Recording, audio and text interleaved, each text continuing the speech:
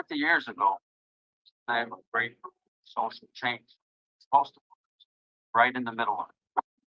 March 1970, 210,000 postal workers stood tall, stood in solidarity, defied the law, and withheld their labor, and won better pay and benefits, job security, and true collective bargaining for generations to come.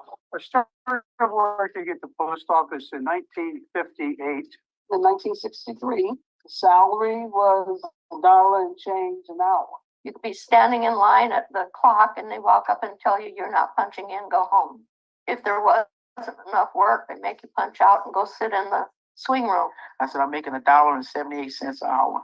And they had us work 89 days in a row, 11 and a half hours every day and no days off for 89 days. You can't live in New York City on what they're giving us. I've been told I'm eligible for welfare, but I don't want to take welfare. We had been begging for salary increases off of the Congress. Congress was always in charge of our pay.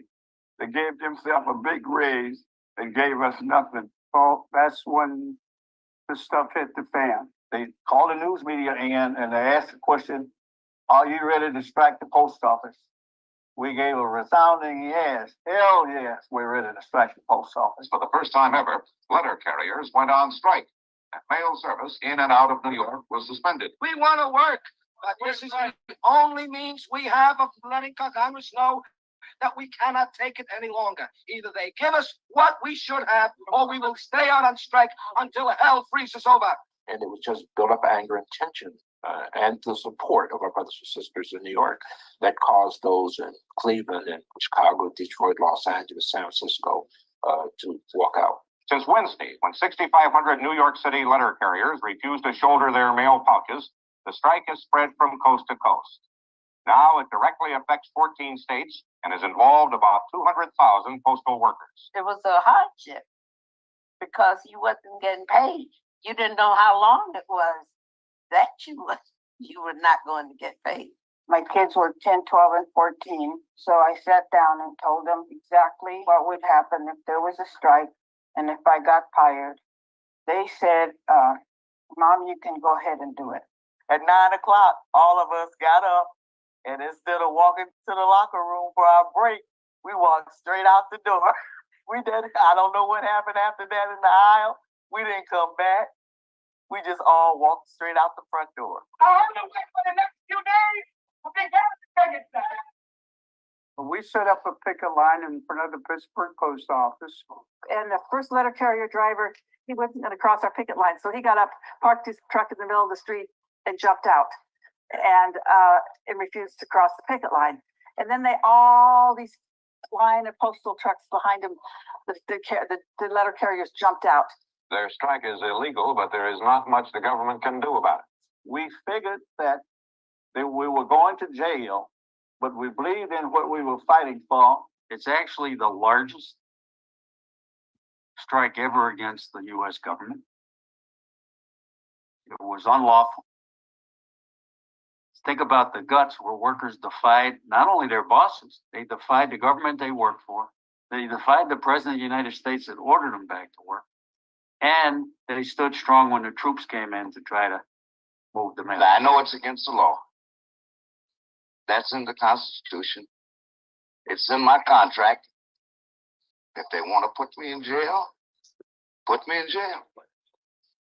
But they haven't got a jail big enough to put all of us in. I have just now directed the activation of the men of the various military organizations to begin in New York City the restoration of essential mail services. What exactly are you doing? I don't really know. Do you think you're doing it as fast as a postal worker? No, I don't.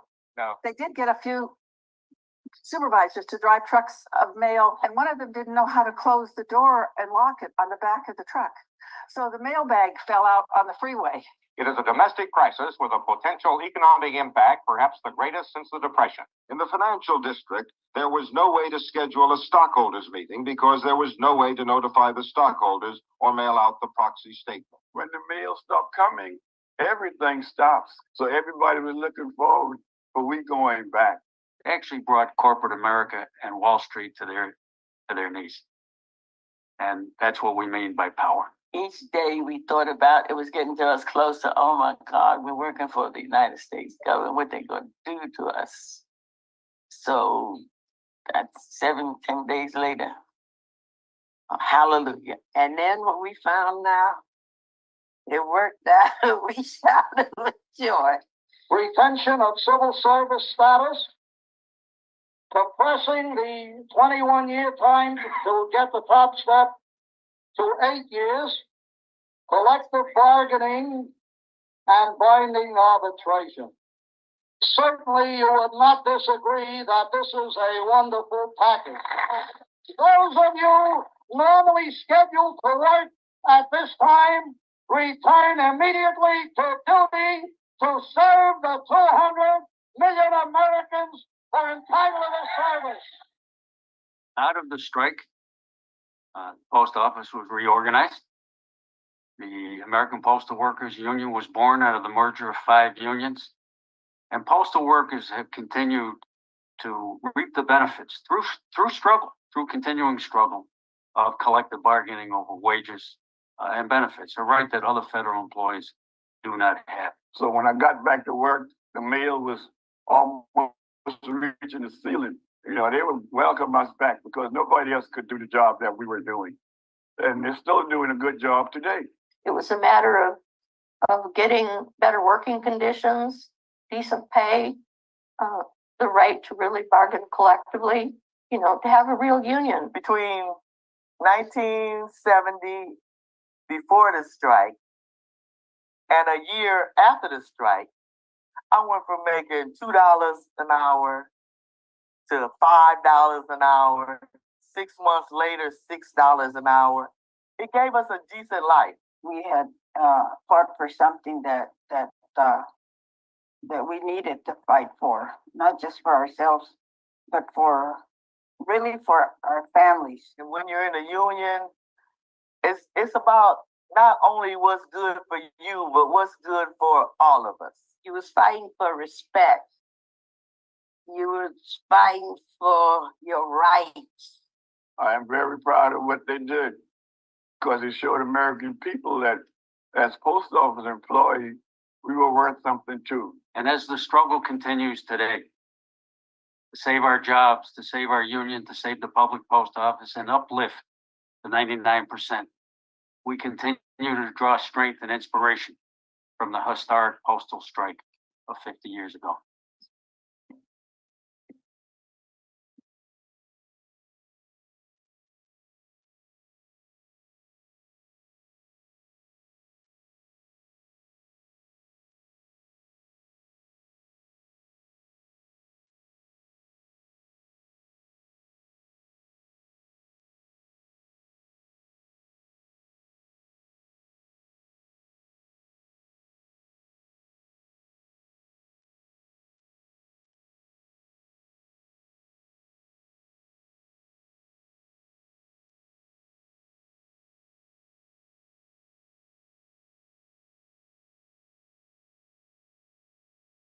The end of that video says it very clear. The struggle indeed does continue. That video depicted what happened 53 years ago when there was no collective bargaining between the parties. The unions at that time said, we're tired of collective begging, and they took to the streets. There was a lot of support for postal workers then, as there is now, and as evidenced by our rally cry here this evening. It has always been said that what goes around comes around. The AFL issued the postal clerks their first charter in 1906. And as we gather here this evening, some 118 years later, the AFL is still showing support for postal workers. So let's get the show on the road with the introduction of our very first speaker. A visionary leader and longtime trade unionist. She believes the labor movement is the single most powerful vehicle for progress, and that unions are a central force in leading lasting societal transformation. She is committed. Okay, Judy, I will pay COPA money. I can't cut it off. She is committed to roasting myths about labor, leveraging the labor movement's diversity for innovative approaches to social justice and making the benefits of a union voice on the job available to working people everywhere. She believes unions are the single greatest force for economic fairness and equality, and a collective bargaining agreement is the best tool for achieving justice for all working people. I'll cut it off. For all working people. She believes unions are the single greatest force for economic fairness and equality, and a collective bargaining agreement is the best tool for achieving justice for all working people. She represents a democratic federation of 60 national and international unions that represent 12.5 million working people. And she is the first woman leader of America's labor movement, elected by acclamation to serve as president of the Federation on June the 12th, 2022. Along with that, she will be issuing a statement during tomorrow's opening day of our contract negotiations. I am so proud and so pleased to introduce to you and bring to you my sister, your sister, my friend and your friend, none other than the president of the AFL-CIO, Elizabeth Liz Schuler. Thank you, Liz. Take it away. Wow. Thank you, thank you, thank you. I love it.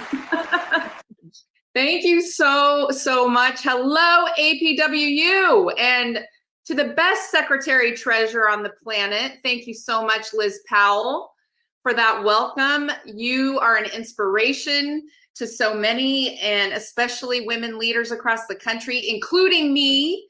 So I just want to say thank you for your incredible, incredible leadership. And a big thank you to your amazing APWU national leadership team with President Mark Deinstine. Mark, you have such a powerful voice. You are an activist. You are passionate and principled and not afraid to speak truth to power, my friend. You keep us focused and fired up, and I just want to say thank you, my brother. And of course, Executive Vice President Debbie Soretti, who has been in the trenches and showing up for working people for decades. And I cannot think of a better, more powerful trio that I would choose to lead these negotiations than this powerful team. And there's just so many activists and leaders on this call. I know our Secretary Treasurer, Fred Redmond, is also here and will speak later, but we are so honored. We are so honored to be with you tonight. This is what solidarity looks like. This is it. So I'm here to bring the voices and support of 12.5 million working people, your brothers, sisters, and siblings in the AFL-CIO, to say something very simple. We stand with you. We stand with you shoulder to shoulder in these negotiations, and we have your back because you have ours. You have not only the labor movement's back, but the community's back. And every single one of our union members, their families, are so grateful for the work you do, because you have overcome just tremendous obstacles. The extraordinary things that you have done out there on the job these past few years are just remarkable. The pandemic, outdated and broken equipment, reform battles, heat waves, harassment from management, but also in some cases from the customers. So many challenges. But day after day after day, you keep things moving. You are the connectors. You make sure that the grandparent can get their life-saving medications that they need. You make sure that the little child gets the birthday card that means so much to them. Your work binds Mr. Dolan, where the country. papers at? Where the papers at? Hey, Mr. Dolan. Where the papers at? Mr. Dolan, the papers at? Your work binds this country together. And this contract should recognize that sacrifice and recognize that dedication. This contract should protect your job security, and it should give you the good wages that can lift up your entire family. It should defend the cost of living adjustments. It should keep you safe on the job. And I'll tell you one more thing. The Postal Service should come to the table in good faith in these negotiations, because you know the history, and we just saw it in the video back, to 1970, 71, the Great Postal Strike. APWU knows how to build power. And right now, you have a tidal wave of momentum on your side. Do you know that 70% of Americans support unions in this moment? 70%. People understand what we are fighting for, and they believe in you. They believe in worker power.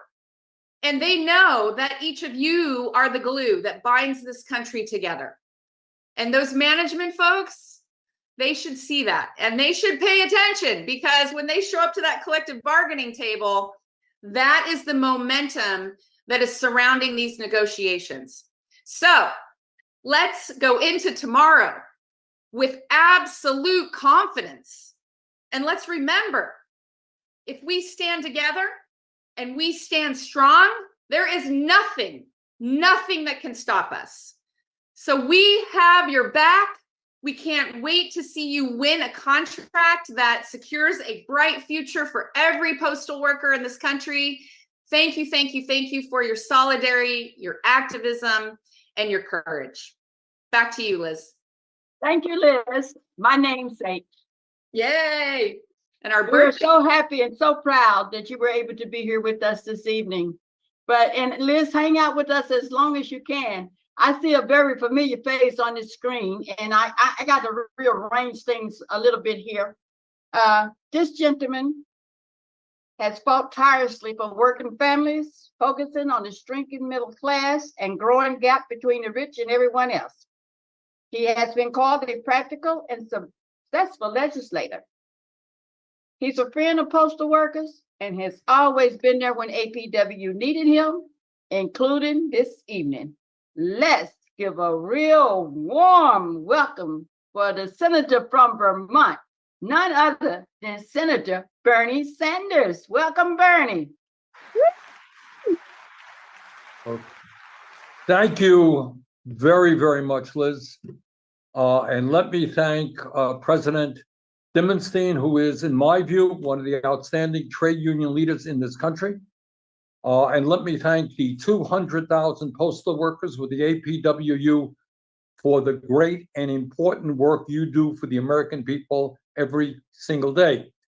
And let me also thank the union in these really tough times when we are seeing massive income and wealth inequality. Thank you for standing up for decent paying jobs, benefits, and working conditions at the U.S. Postal Service. You can highlight For several years, I've been proud to work with Mark and the entire union leadership and all of you to prevent the Postal Service from slashing many thousands of good paying jobs around the country and from shutting down mail processing plants and rural post offices. We have also fought to make sure that the Postal Service maintains 6-day mail delivery service. Despite all of the attempts of corporate America and the extreme right wing to privatize and dismantle the Postal Service remains one of our most popular and important government agencies. And that is because of the exceptional, dedicated work that all of you do every single day. So tonight, I am delighted to stand in strong solidarity with the APWU as you begin your negotiations for a new union contract. And tonight, let me also send a very loud and clear message to Postmaster General Louis DeJoy. And that is, treat postal workers with the respect and the dignity they have earned and they have deserved. Mr. DeJoy, sit down at the negotiating table and bargain with the APWU in good faith. Don't just pause your plan to consolidate mail processing plants throughout America. Eliminate that plan. Do not destroy jobs at the Postal Service. Start hiring more workers and improve working conditions. Mr. DeJoy, listen to the rank and file postal workers who love what they do and who are fighting to save the Postal Service.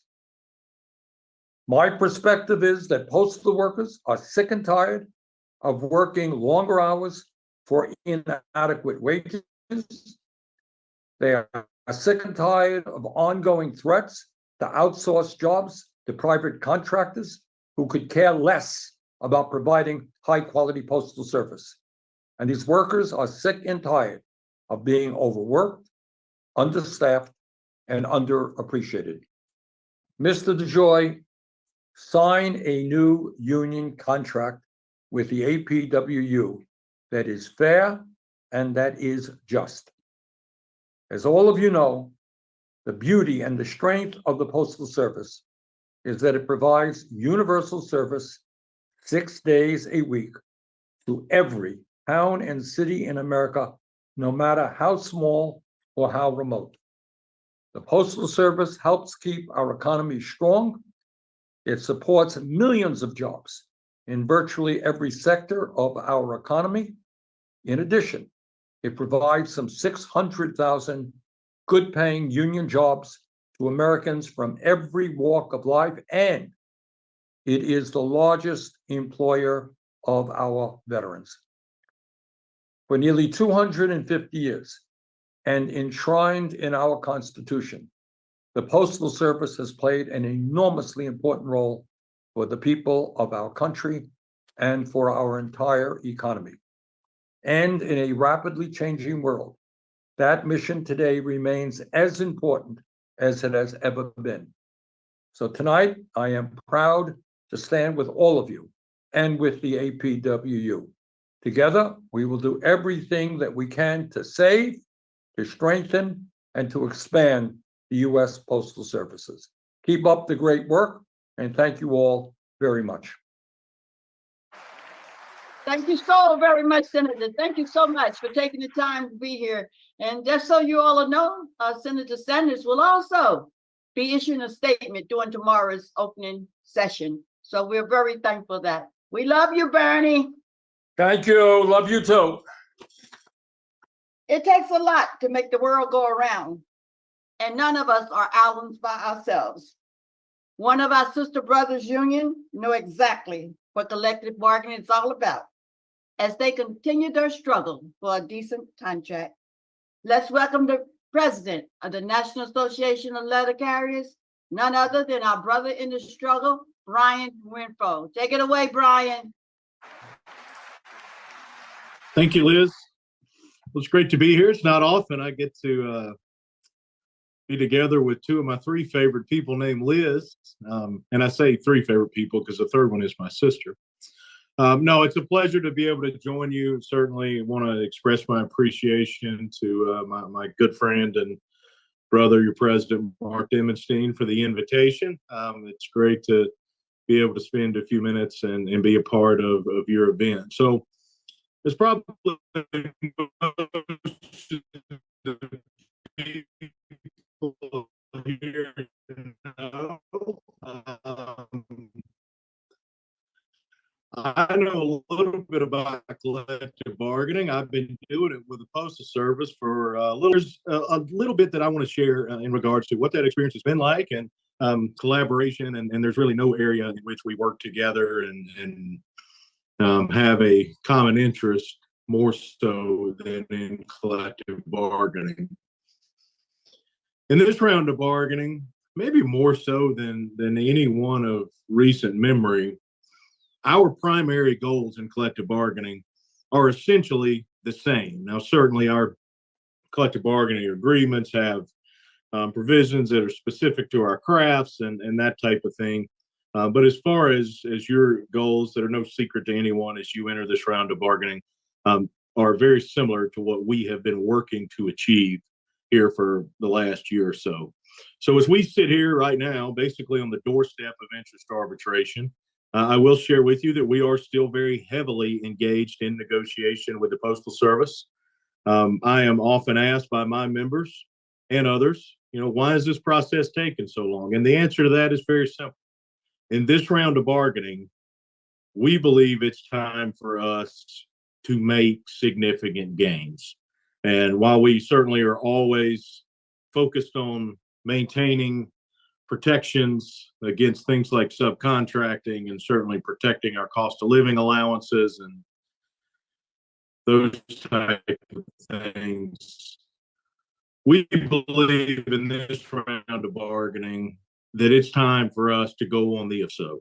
If we go all the way back to our round of bargaining, each of the unions that followed the Great Recession of 2008 and 2009, we were put in somewhat of a defensive posture, just based on the facts of what we saw at that particular time. But in this round of bargaining, as we still, though each of our unions has achieved major improvements over some of the difficulties we encountered back then over the last couple of rounds of bargaining, when we look at the Postal Service's future, when we look at wages in this country and the success of the unions around us, we just believe it's time for us to address things like the two pay tables that we have in our contract. And the short answer to why is our collective bargaining taking this long? It's because we refuse to accept anything less than that, as I know your leadership will do the same. So I want to commit to each of you that are here as we continue to seek a contract, either through negotiation or through interest arbitration. In either case, we are very confident that we are going to address our needs, make significant gains, and maybe most interest to you, I can assure you that anything that the NALC bargains will be something that is not only not harmful to your efforts, but hopefully something that is very much beneficial to what your leadership is attempting to bargain. Because as I said, our goals are very similar.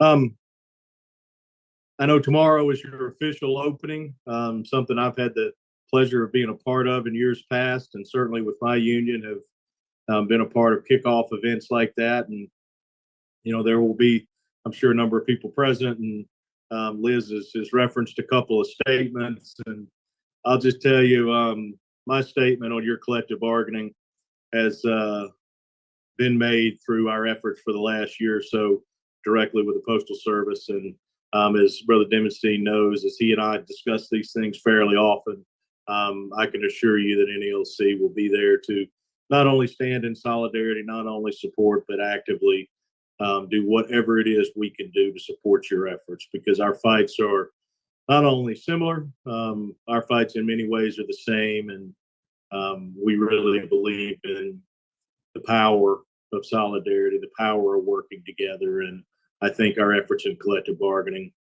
over the next several months, hopefully, when we finish that process, we'll demonstrate that. So, Mark, thanks again for the invitation. And Liz, thank you for the introduction. I wish you all very well in your efforts, and letter carriers will be there and be proud to support you. So thanks for having me. Thank you, Brian. Thank you for taking the time to be with us. And we wish you the best in your struggle as well. All right, our next speaker, I was scrolling through all of these pictures. We got some heavy hitters on here this evening, and we're going to get to each and every one of them. But next, I'm going to bring you a young lady who's recognized as one of the hardest working leaders in today's civil rights and social justice movement. She is the spokesperson for the Postal Union, our union's A Grand Alliance, and is always there when APWU calls up on her. She actually went to La Enfant Plaza with us to deliver 150,000 petitions at the time when Meg Brennan was the Postmaster General. She also stood with us in front of the post office on 14th Street when we had our rally, U.S. mail not for sale. Let me welcome and have you welcome the President and CEO of the National Coalition of Black Civic Participation and convener of the Black Women's Roundtable, none other than my sister, your friend, a friend of APWU, Melanie Campbell. Thank you, Liz. So much. My voice is not being fair to me tonight, but I wasn't going to miss being here with you. Thank you for your sisterhood and your leadership. Thank you, President Deinstine, for your leadership, your friendship, and for all of the APWU family. It is always an honor, quite frankly, to be a part of this movement with you. Liz, I was thinking about the fact that it was 9 years ago when you all asked me to be involved and get involved with the Grand Alliance to save our public postal service in 2015. That was 9 years ago. Wow. So much has happened, and we are winning. We had some knockdowns, but we are winning in so many ways. The people are winning. And the American Postal Workers Union, the members, you represent what's great about these United States of America. When you look over here and you see the diversity of APWU and all the and other unions, you see America. And so I'm so glad to be here with you all tonight. And again, apologize for my voice. I thought about what you all talked about, union proud, say it loud, and maintaining dignity and getting respect, because that's what we're talking about, dignity and respect.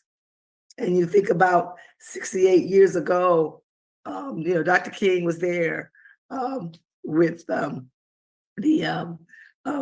the workers, the sanitation, Black sanitation workers, fighting for dignity and respect and an opportunity to have economic justice and fairness in this country. So I stand with you. I stand beside you anyway. Liz knows I'm always good for a good fight. And so whatever ways we can be out here through the Grand Alliance and any other ways to support you all in this next round of one, I know you're going to win it and you're going to take it to another level because one, you deserve it. And so we always say postal workers, the American Postal Workers, United Postal Workers, United Postal Service is our American treasure. It's one of the things that's been there for decades and decades. And in this heat, people say, you want to get some respect in this heat as we're going through now, just knowing that even through all of that, you are continuing to move forward. So I want to just say, I'm here in solidarity. I'm here for the fight with a voice or no voice. And thank you all for an opportunity to join you all in this rally for the win. So let's go get it. Let's go win it. You got this, and we got your back. Thank you, Melanie. Thank you so very much. My sister. It's saying a lot when we can reach our hands across the world into another country and pull out another person who supports the American Postal Workers Union. He's been with us at several of our national conventions. He's been with us at all our union meetings. He's been with the APWU and stands with us as we do with him. We're excited this evening to have Dave Ward, CWU General Secretary. Kim Miller, I think you met him when we were at Union. Dave Ward from Great Britain is here with us this evening to give us some encouraging words. Please, sisters and brothers, APW siblings, please welcome him. Dave, I saw you somewhere on the screen. I know I did. There you are.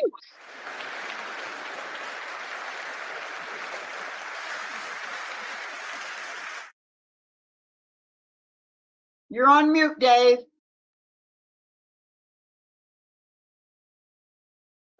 There you are. Good evening, sisters and brothers, and thank you so much for that introduction, Liz.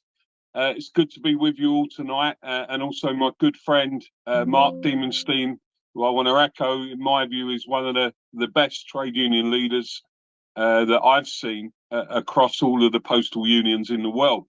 I'm here to bring you solidarity and fraternal greetings on both behalf of the Uni Global organisation, which represents postal unions across the world, and also my own union in the UK, the Communication Workers Union. I'm here with you burning the midnight oil because I want you, and all of us want you, to succeed in these contract negotiations that you're about to enter. I don't believe that it's ever been more important for postal workers to stand with their unions, and for unions across the world who represent postal workers to learn and share each other's experiences. We do face, there's no doubt about it, we face some very significant challenges, and we do face the same issues. Letter decline is affecting our members' jobs, and also we need to see postal organisations across the world, rather than just resort to cost cutting and trying to save money, actually start to invest in new services and expand the role of postal workers across the world. And that's something that in uni we believe is very important, and it's something that in the UK we are prioritising in our own negotiations with the Royal Mail. As you prepare for your contract negotiations, let us also make it clear to you, to all the postal workers of the APWU and all of your activists, when the APWU and postal workers in America get a good deal from their contract, then that helps every single union across the world. It really does. You lead the way in so many things. Your union and your leadership has been instrumental and inspirational to many of the campaigns that follow across the rest of the world. Your fantastic defeat of Trump's privatization plan, your grand alliance in 2015 that saved post offices, and your successful mail balloting in 2020. These are things that have affected all of us and give us all hope and encouragement. And I'm going to say to you tonight, don't believe the people who think that postal services are finished. We can have a very successful future going forward. The key is that the bosses, the people who sometimes don't have the vision that we have for our own members, they need to understand that despite the fact that we're in a rapidly changing world of communications, the postal service and the people that deliver it are critical to the infrastructure of America and countries across the world. We have unrivaled infrastructures and networks that can be used to expand new products, new services, and importantly, increase the status of postal workers' jobs everywhere. So this is our challenge. We're all in it together. We really want to work with you as you move forward. And I would say to you in my final message tonight, when you go into your bargaining this time round, of course you'll be bargaining to protect jobs. Of course you'll be bargaining to increase wages. Postal workers of America deserve that. But make this also a bargaining where you become the conscience of the company in growing postal services, in innovating postal services, and in growing new revenue streams that will protect us all going forward. So best wishes to all of you. It's great to see you again. I hope you picked a lot of that up. I'm actually suffering a little bit from COVID tonight, as well as it's now well past midnight in the UK. And I really do wish you all the best in your contract negotiations. And I look forward to seeing you in the very near future. Thanks very much, Liz. Good luck. Woo! Thank you so much, Dave. Feel better. We're sorry that we kept you up past your bedtime, but we certainly do appreciate you being here with us this evening.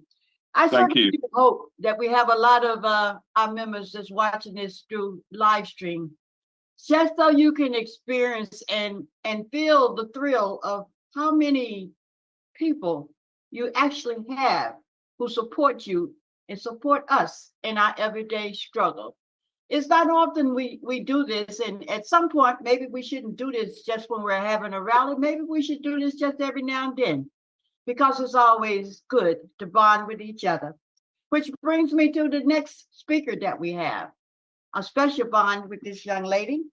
She has served as the international president of the Association of Flight Attendants, CWA, AFL-CIO, since 2014. She's currently serving her third four-year term. She first became a union member in 1996 when she was hired as a flight attendant at United Airlines. And today she represents 50,000 of aviation's first responders at 19 airlines. She's known for not only having the back of those she represents, but also the backs of all workers, including APWU. Let's give a warm welcome to that sister and our friend who tells us at every APW convention, and she will be with us in these days, I've got your back. Sara Nelson. Liz, my sister, you are the best hype girl in the labor movement. And I want to thank you so much for that intro, but really, this is the third time that I've been with you and kicking off contract negotiations, and this is always a really inspirational night. It's great to be here with all of my union sibling leaders from across the labor movement. And indeed, postal workers do have the support of the entire labor movement across sectors, across industries, across crafts. We are with you because you're with us. And as president of the Association of Flight Attendants, we know very well as flight attendants how important what you do is for us.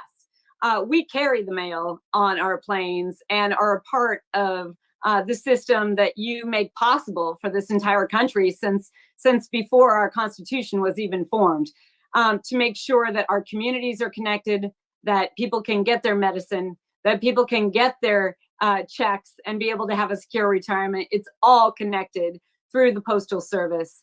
And we are with you in every way to continue the message. I've heard this several times tonight about taking this moment and making the most out of this moment to not just be about good jobs at the Postal Service, but to lift up the calls from the entire working class to make sure that we are not allowing the corporate elite to divide us by having different tiers of employment at any of our work. When we do the same work, we need to be paid the same. And this is a demand from the working class everywhere for that equality. There's a demand for that job security. And we need to make sure that we are pushing that in every way that we can through this contract bargaining, through that conscience that Dave was just talking about, making sure that any productivity or innovation that happens actually also goes into the workers' pockets, not just into the boss's pockets. And so your demands at the table are going to push the jobs of postal workers forward and protect them. But it's also about continuing that narrative that working people need to hear everywhere. And speaking of everywhere, I can't tell you how comforted I am that even when I go to the most rural places, there is a post office. There are postal workers who are connecting our communities, keeping us together. And when I think of solidarity, I think of that picture in my mind of the image of the postal workers being everywhere for everyone all the time.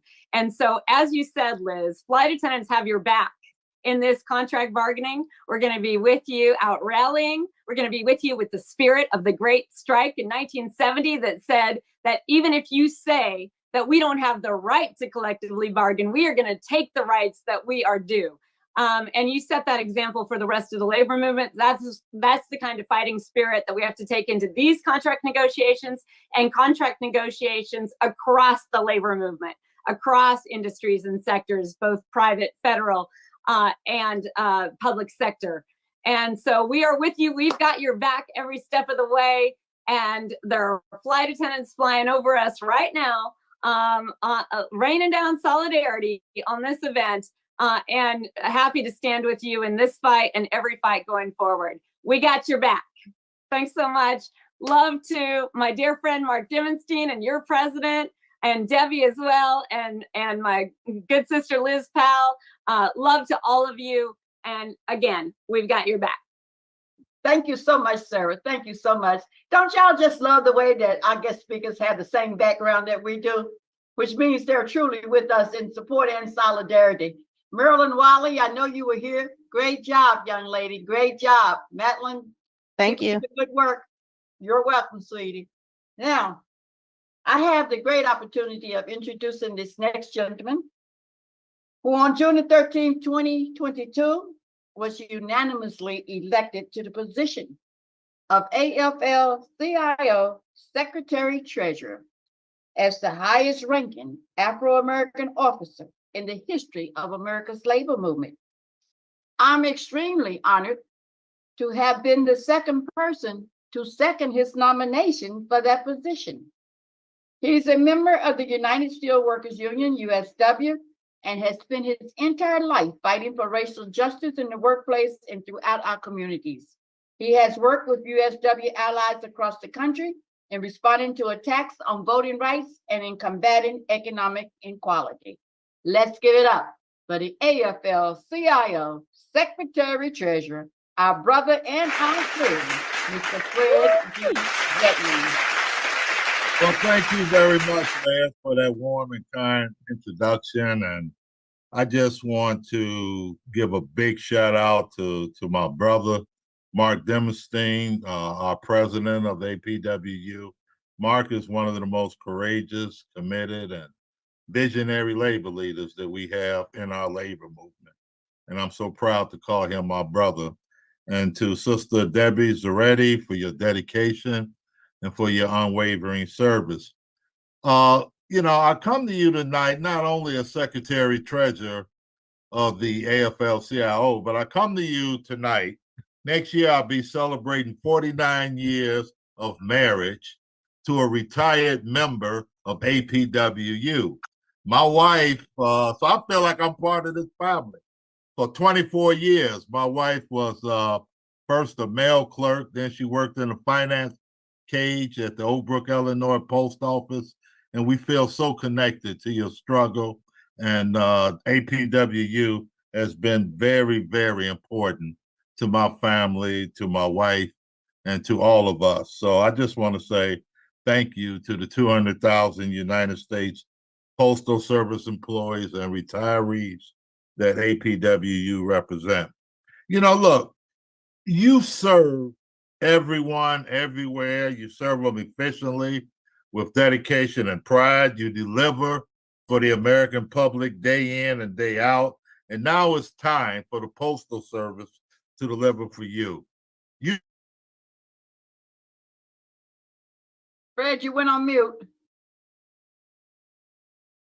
Sorry about that. But, you deserve a contract with family-sustaining wages, good benefits, strong protections, a contract that gives you dignity and the respect that you deserve, because you deserve the best.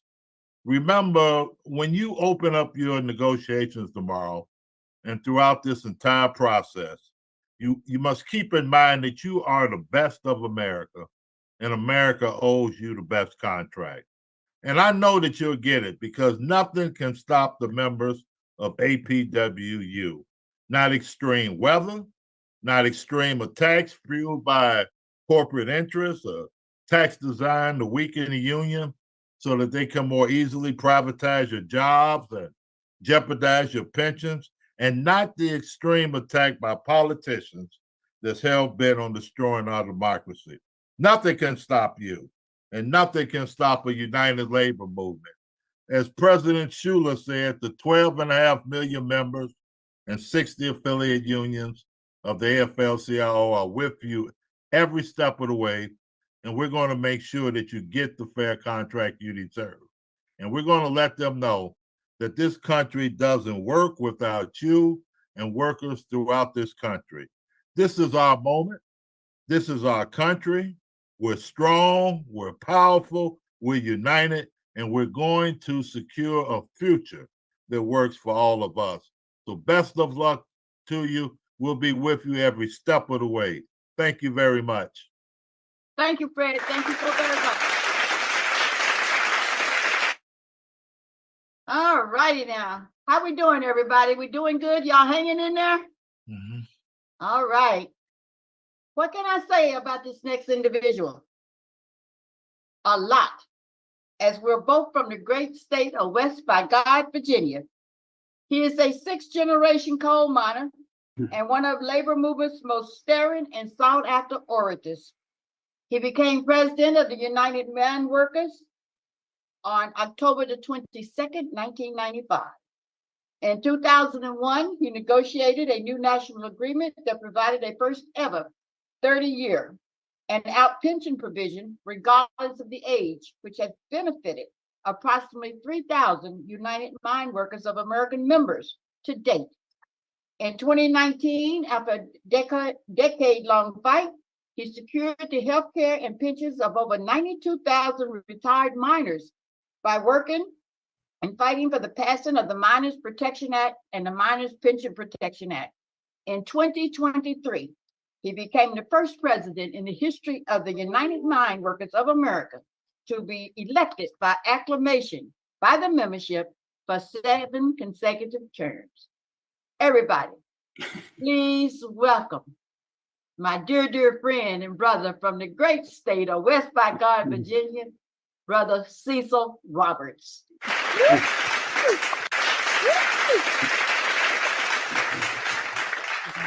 Thank you, Liz. Almost heaven, West Virginia. Country roads take me home.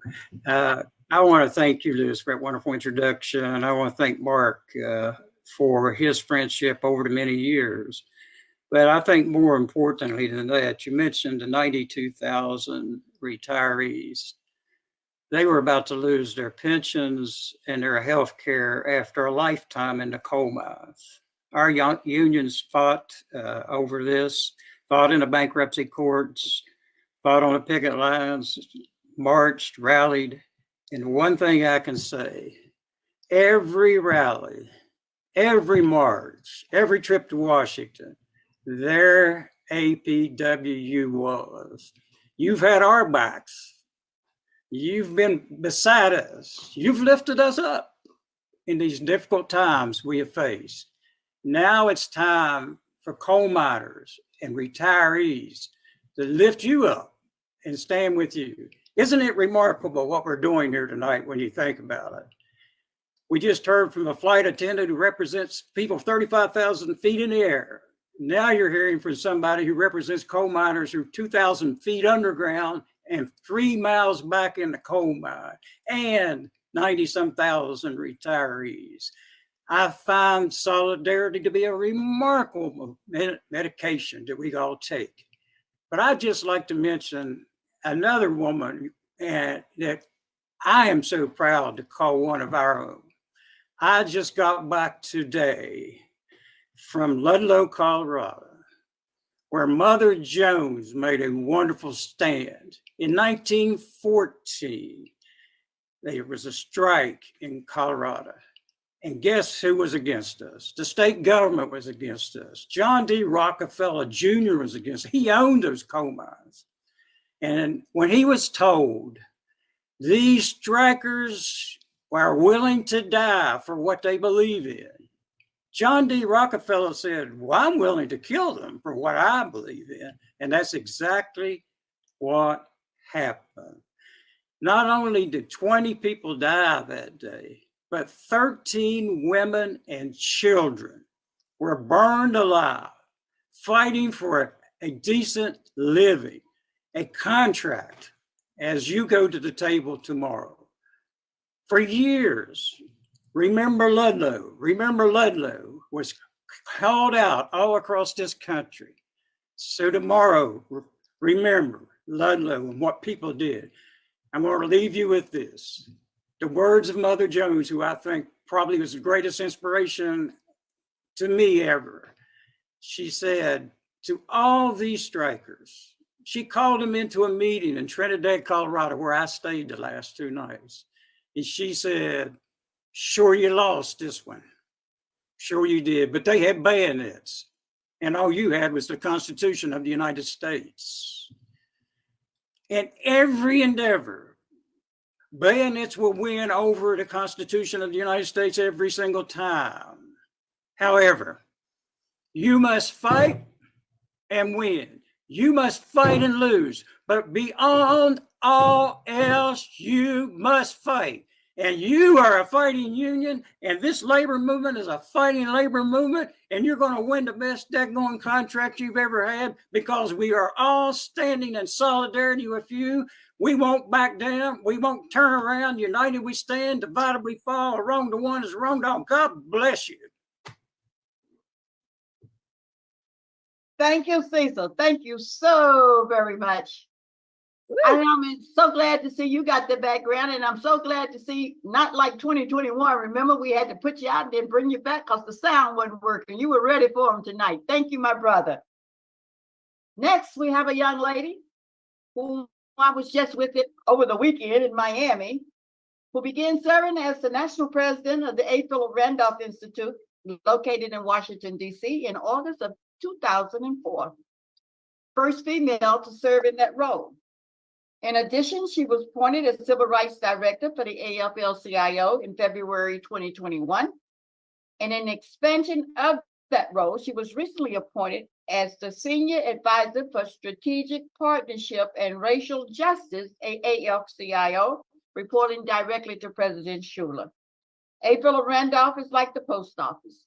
There's a chapter in every nook and cranny, and always there when needed by postal workers. Let's welcome our sister and our friend who has been here, made sure she was on time since 6:05 p.m. None other than Sister Clayola Brown.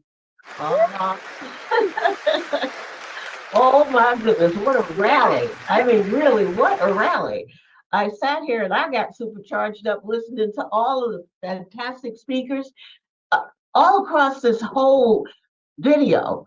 The virtual rally that is going on is one that makes you want to just put on your sneakers, shoulder up your shoulders, and get ready to march and do whatever we have to do. Let's grease up and get to the table as usual with the postal workers. Liz, thank you so much for having me, my sister, my leader.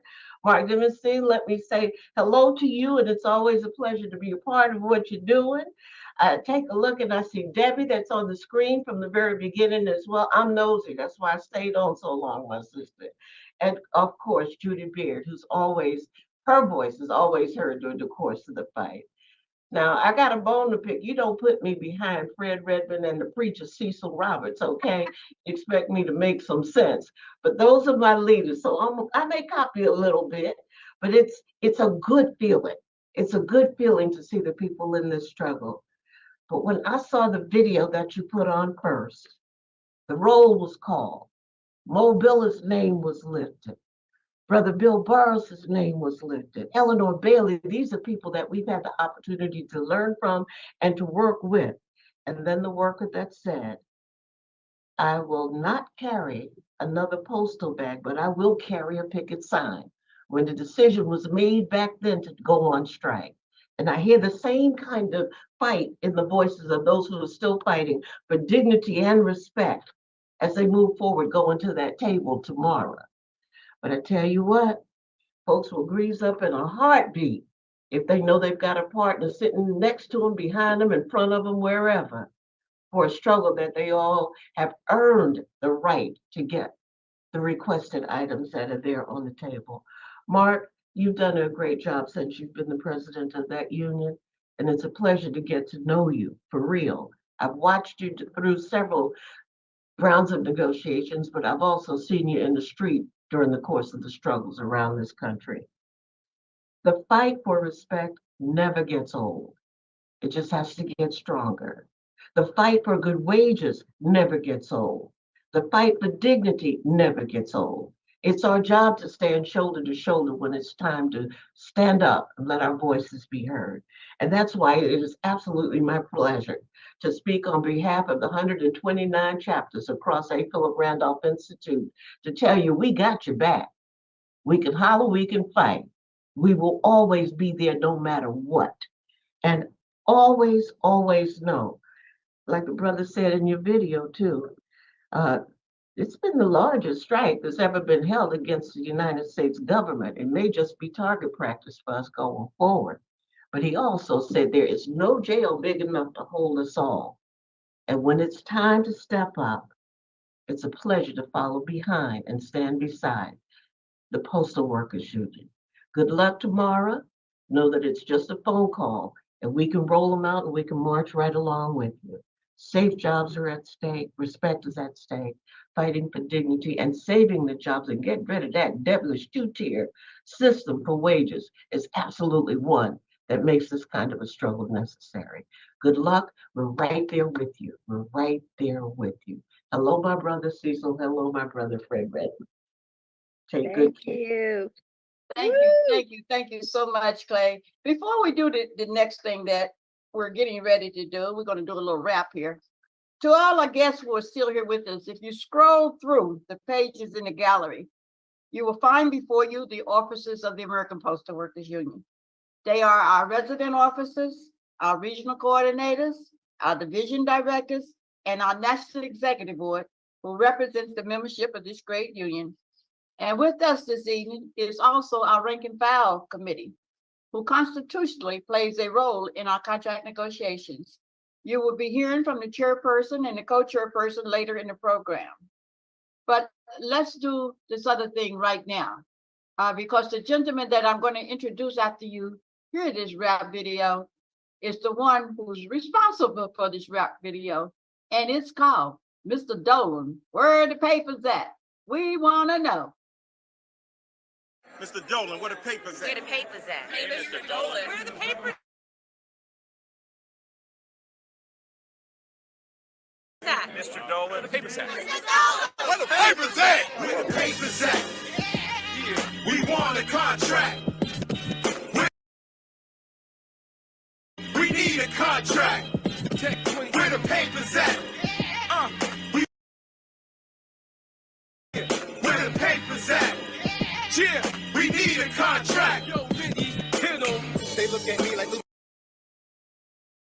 and take a stand for the union. Wow. So I replied, I got plans for improvement. Understand it's not a stand but a movement. You can hear it in our vocals, still define the lies, and we still remain hopeful. One with the final toll. Their way to win was stomping my fam out. All because we wanted our union to stand. My man's out, sat across the table and collectively ran out. Hope still votes off the bogus reports, but we chose to stay together, still showing. Huey Mountain Mark, wishing I could pass by the car. Where the papers at? We want a contract. We need a contract. We want a contract. Yeah, where the papers at? Yeah, we need a contract. A unified vision, 22 got fired, management didn't listen. Labor convictions, it's hot in the kitchen. Union busters like mental encryption. There's a thin line between facts and Dolan conniptions with false depictions. We want a Papers Act, that's the Brooklyn vision. A year at the table, please stop bullshitting. We ain't quitting until the papers get written. The clock keeps ticking, the plot gets thickened. Egyptian, bargain fairly, we'll stop the friction. It takes hard work, people not a magician. We're making it happen, there's no time for wishing. Union pride. Yeah, we want a contract. Where the papers at? Need a contract. Where the papers at? We want a contract. Where the papers at? Yeah, we need a contract. Outdated wages, dealing with inflation, paycheck to paycheck. The owners like the Dolans controlling, know nothing but owning, added to their holdings, steady swimming in obnoxious opulence. Profit, they will have you on the clock through the whole day. If they could work you all week for low pay. And they don't want us having unions, they get away with less of the griminess they doing. Say how a happy worker goes a long way. Mayday, unite, educate, learn to fight. You gotta organize, you want the workers' rights. Gotta let them for your structure and presence. Sometimes you gotta stand up to oppressors. Where the papers at? Yeah, we want a contract. Where the papers at? Yeah, we need a contract. Where the papers at? We want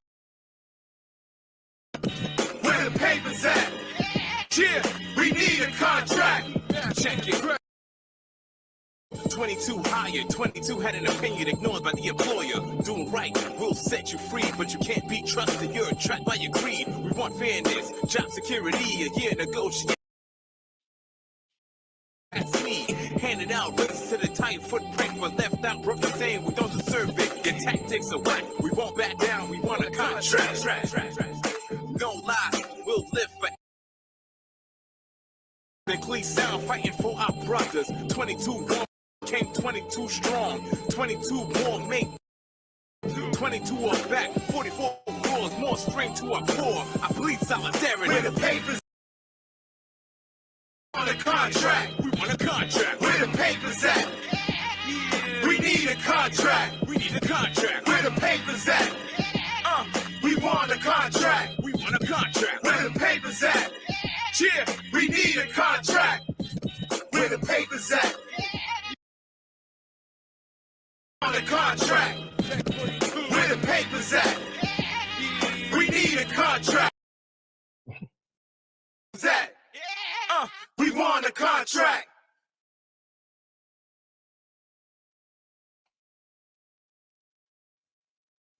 All righty-o, we're back. Mr. Dolan, where the papers at?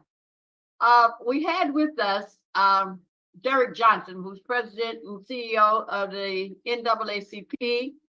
But Brother Johnson had to leave because he had another Zoom that he needed to be on. But he also will be issuing a statement for us during our opening day of negotiations tomorrow. So we thank you, Derek. Sorry you couldn't hang out there with us. For those of you who may not know, during 2020, the NAACP was very instrumental in filing that lawsuit that made sure no mail ballot was left behind in the United States Postal Service. They filed the lawsuit, they won the lawsuit, and in conjunction with our task force headed by my sister Judy, we were successful in making sure there was no mail ballot left behind, given to the the goodness of those employees we had who kept an eye. So thanks, Derek, for being here. Mr. Dolan, where the papers at, was done during the presidency of the CWA president at that time, none other than our brother Larry Cohen, who's now the board of our resolution, which is the successor to Bernie 2016. From 2005 to 2015, he was the president of the Communication Workers of America and chair of the AFL-CIO Organizing Committee. He's a staunch supporter of APWU, has been a spokesperson at our national convention, and, as I said, was responsible for Mr. Dolan. Let's welcome Larry Cohen, our brother and our friend. Thanks, Liz. Great to be here with you, Mark, Debbie, Judy, all the officers, as you said, the hundreds of APWU leaders that are on this Zoom. Yeah, seeing that video again and thinking of those guys, and you heard it over and over again, 22 fired, 22 hired. That's what workers face in the private sector in this country. Cecil Roberts talked about Ludlow. I could talk about the fight at Cablevision. That's what you saw, Cablevision in Brooklyn, that went on for years. The lead technician who actually produced that video, even though that's not his craft, but he's a musician as well. And those guys that you saw, they were all among the 300 technicians in Brooklyn that waged that battle for that first contract that went on for years with those 22 fired, and not all of them got back. And so when we think about these fights, the 53 years ago, the Great Postal Strike, or Ludlow, or in this case, the video we just saw, it all rests on the inside unity that every postal worker in every post office, rural and urban, needs to help build around these key issues in these months when this Postal Service will drag this out. But you also know, not just from tonight, with speakers from around the world and around our broader movement and around the labor movement, but from the amazing work that you have done and that your leaders have led, some of it involving the post office, the fight against Staples, which you won, The fight to save the public post office when Trump threatened to privatize the whole thing, which you won. The fight for vote by mail, which Liz just mentioned, which must continue because we don't have automatic vote by mail in every state, but which you lead and which we all support for the democracy. Or last year, amazingly to me, as I told Mark, the fight for postal reform and all the things that included, one of which is critical in this bargaining, which was to get the future retiree costs off the financial statement of the current post office. No other entity in this country, private or public, was carrying tens of millions of dollars in future retiree healthcare costs on their current financial balance sheet.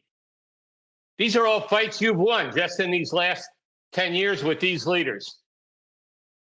But it all rests on what you do. So we have heard tonight over and over about what we will all do, those of us outside. As Liz mentioned, I chair our revolution, more than 2 million members across the country, urban and rural, that came out of that first Bernie campaign and then the second, et cetera. And I can tell you that if we were doing a poll or asking them, which side are you on, Louis DeJoy and the management or the APWU, loud and clear, you would hear APWU, and they're prepared, as are the rest of the allies that you will still hear from on this Zoom. We're prepared to stand with you. And we're prepared to stand with you at any point in this bargaining, not just at the end, when you sound that call. And that call is based on the unity that you have to build, just like they built that against that billionaire, pathetic billionaire who owned Cablevision. He since sold it, owned the New York Knicks, owned the Rangers, owned Radio City, owned Madison Square Garden, inherited it all from his father. That's what we're up against in this country, whether we're bargaining with the post office or with Cablevision. We're on one side of the table, and on the other side are every billionaire, every politician that they own. And sadly, the 94% of private sector workers in this country who don't have any collective bargaining rights. And we need to continue to keep our eye on that prize when we do our political work. It's not just about us, because even if it's only about us and our families, if we don't have working class families organized, who's going to be there in our fights? And APWU for generations has understood that and led with that in their hearts. So Liz and Mark and Debbie and Judy and every officer that's on here, I can say to you that personally, I'll be there. My union, CWA, will be there. Our revolution will be there, as will all the other organizations you're going to hear from and have heard from on this call. So solidarity forever, carry it on, each day longer, one day longer, each day stronger. Thank you, Larry. Thank you for taking the time to be here with us this evening. Stuart, are you still there, Stuart? I'm here. I know I can't forget my buddy. This UFCW executive vice president first became involved in the labor movement because he believed that the best way to end injustice is by organizing people for a change. As president of the Retail, Wholesale, and Department Store Union, which we know as APWU, he has been a transformative labor leader and improved the lives of thousands of workers across the country. Stuart ascended to the presidency of RWDSU in May of 1998 and has been re-elected 4 times since then by the members of his union. During that time, the union has secured contracts for retail workers and other workers that have raised industry standards for scheduling, wages, benefits, and a variety of job protection. It's all yours, Stuart. Take it away.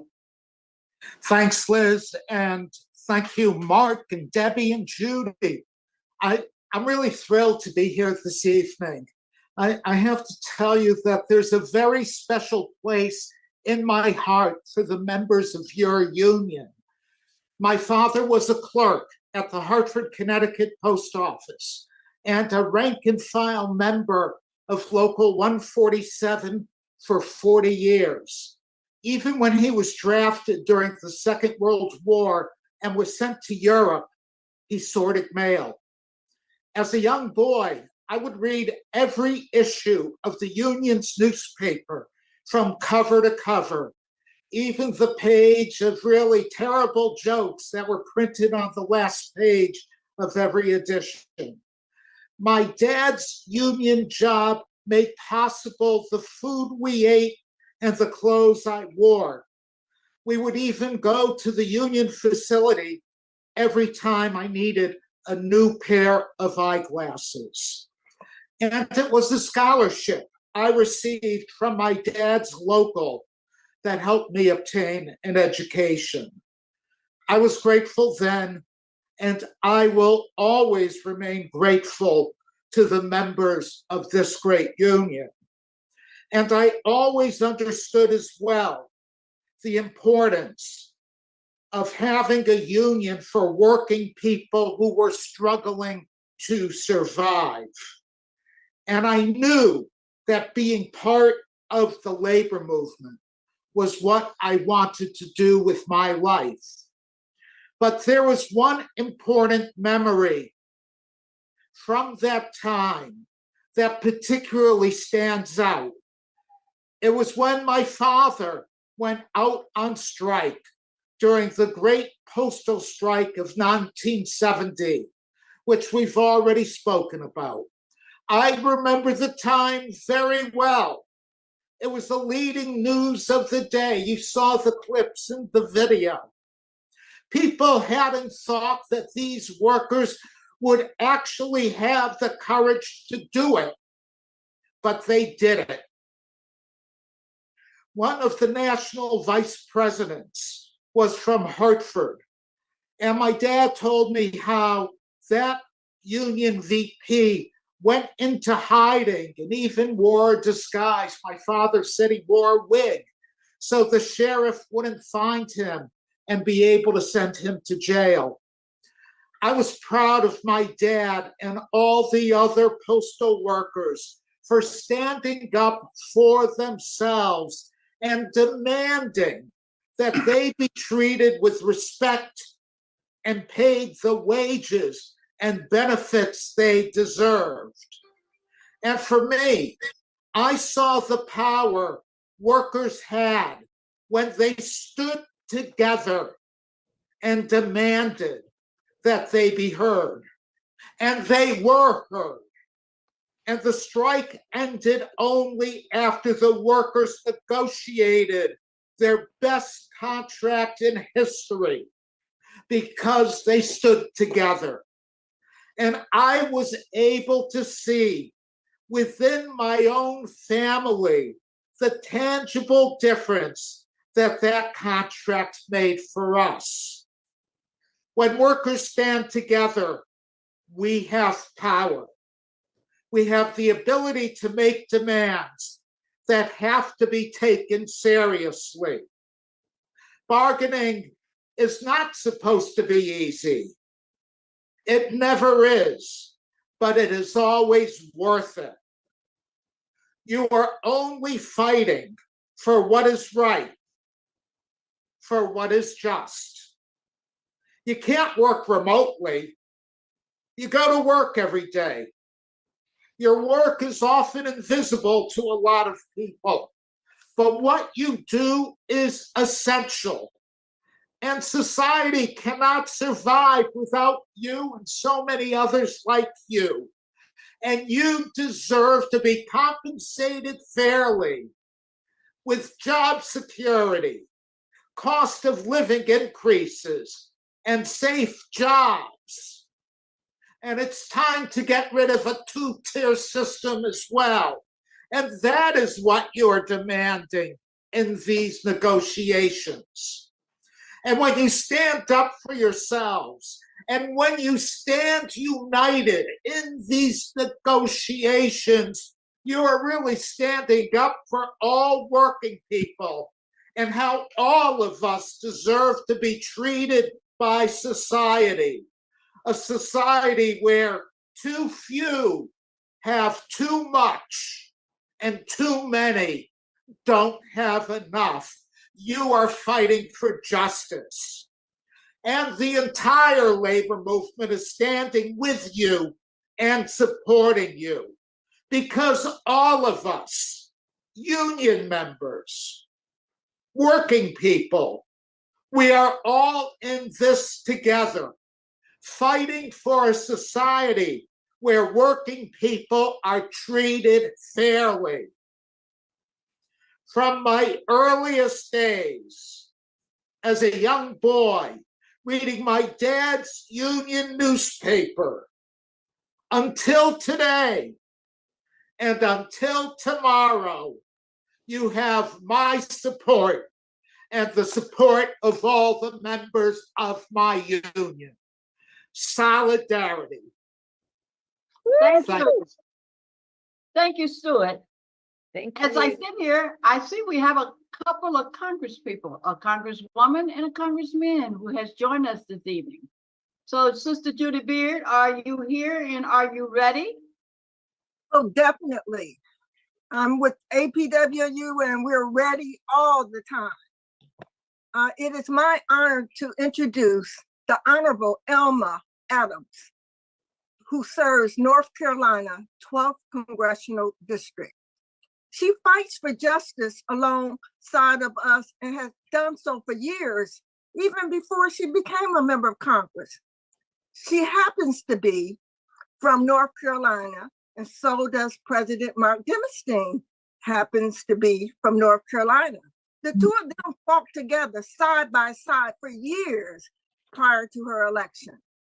Representative Adams remains committed to fighting for labor and postal issues. And this is the third time she spoke at our rally for a good contract. She serves on the Education and Workforce Committee, where she is strong. She carries a strong voice for labor and union rights. It is my pleasure to bring to you Congresswoman Elma Adams. Thank you, thank you, thank you. All right, thank you so much. Thanks for allowing me to join you all tonight. Thank you for that gracious introduction, and to your president, my good friend, Mark Deinstine. It's always good to see you, Mark. You're looking good. And I just want to tell you that I've checked out your podcast, and I'm always excited to see the creative ways that labor leadership works to expand your communications with rank and file members. Mark, you've truly been about the people. It's an honor to be sharing the screen with so many labor leaders and champions for working people. And I know that you are approaching the kickoff of your contract negotiations for a new collective bargaining agreement. And just know I stand with you. I support what you are doing. I am the Congresswoman who represents the 12th Congressional District in the U.S. House.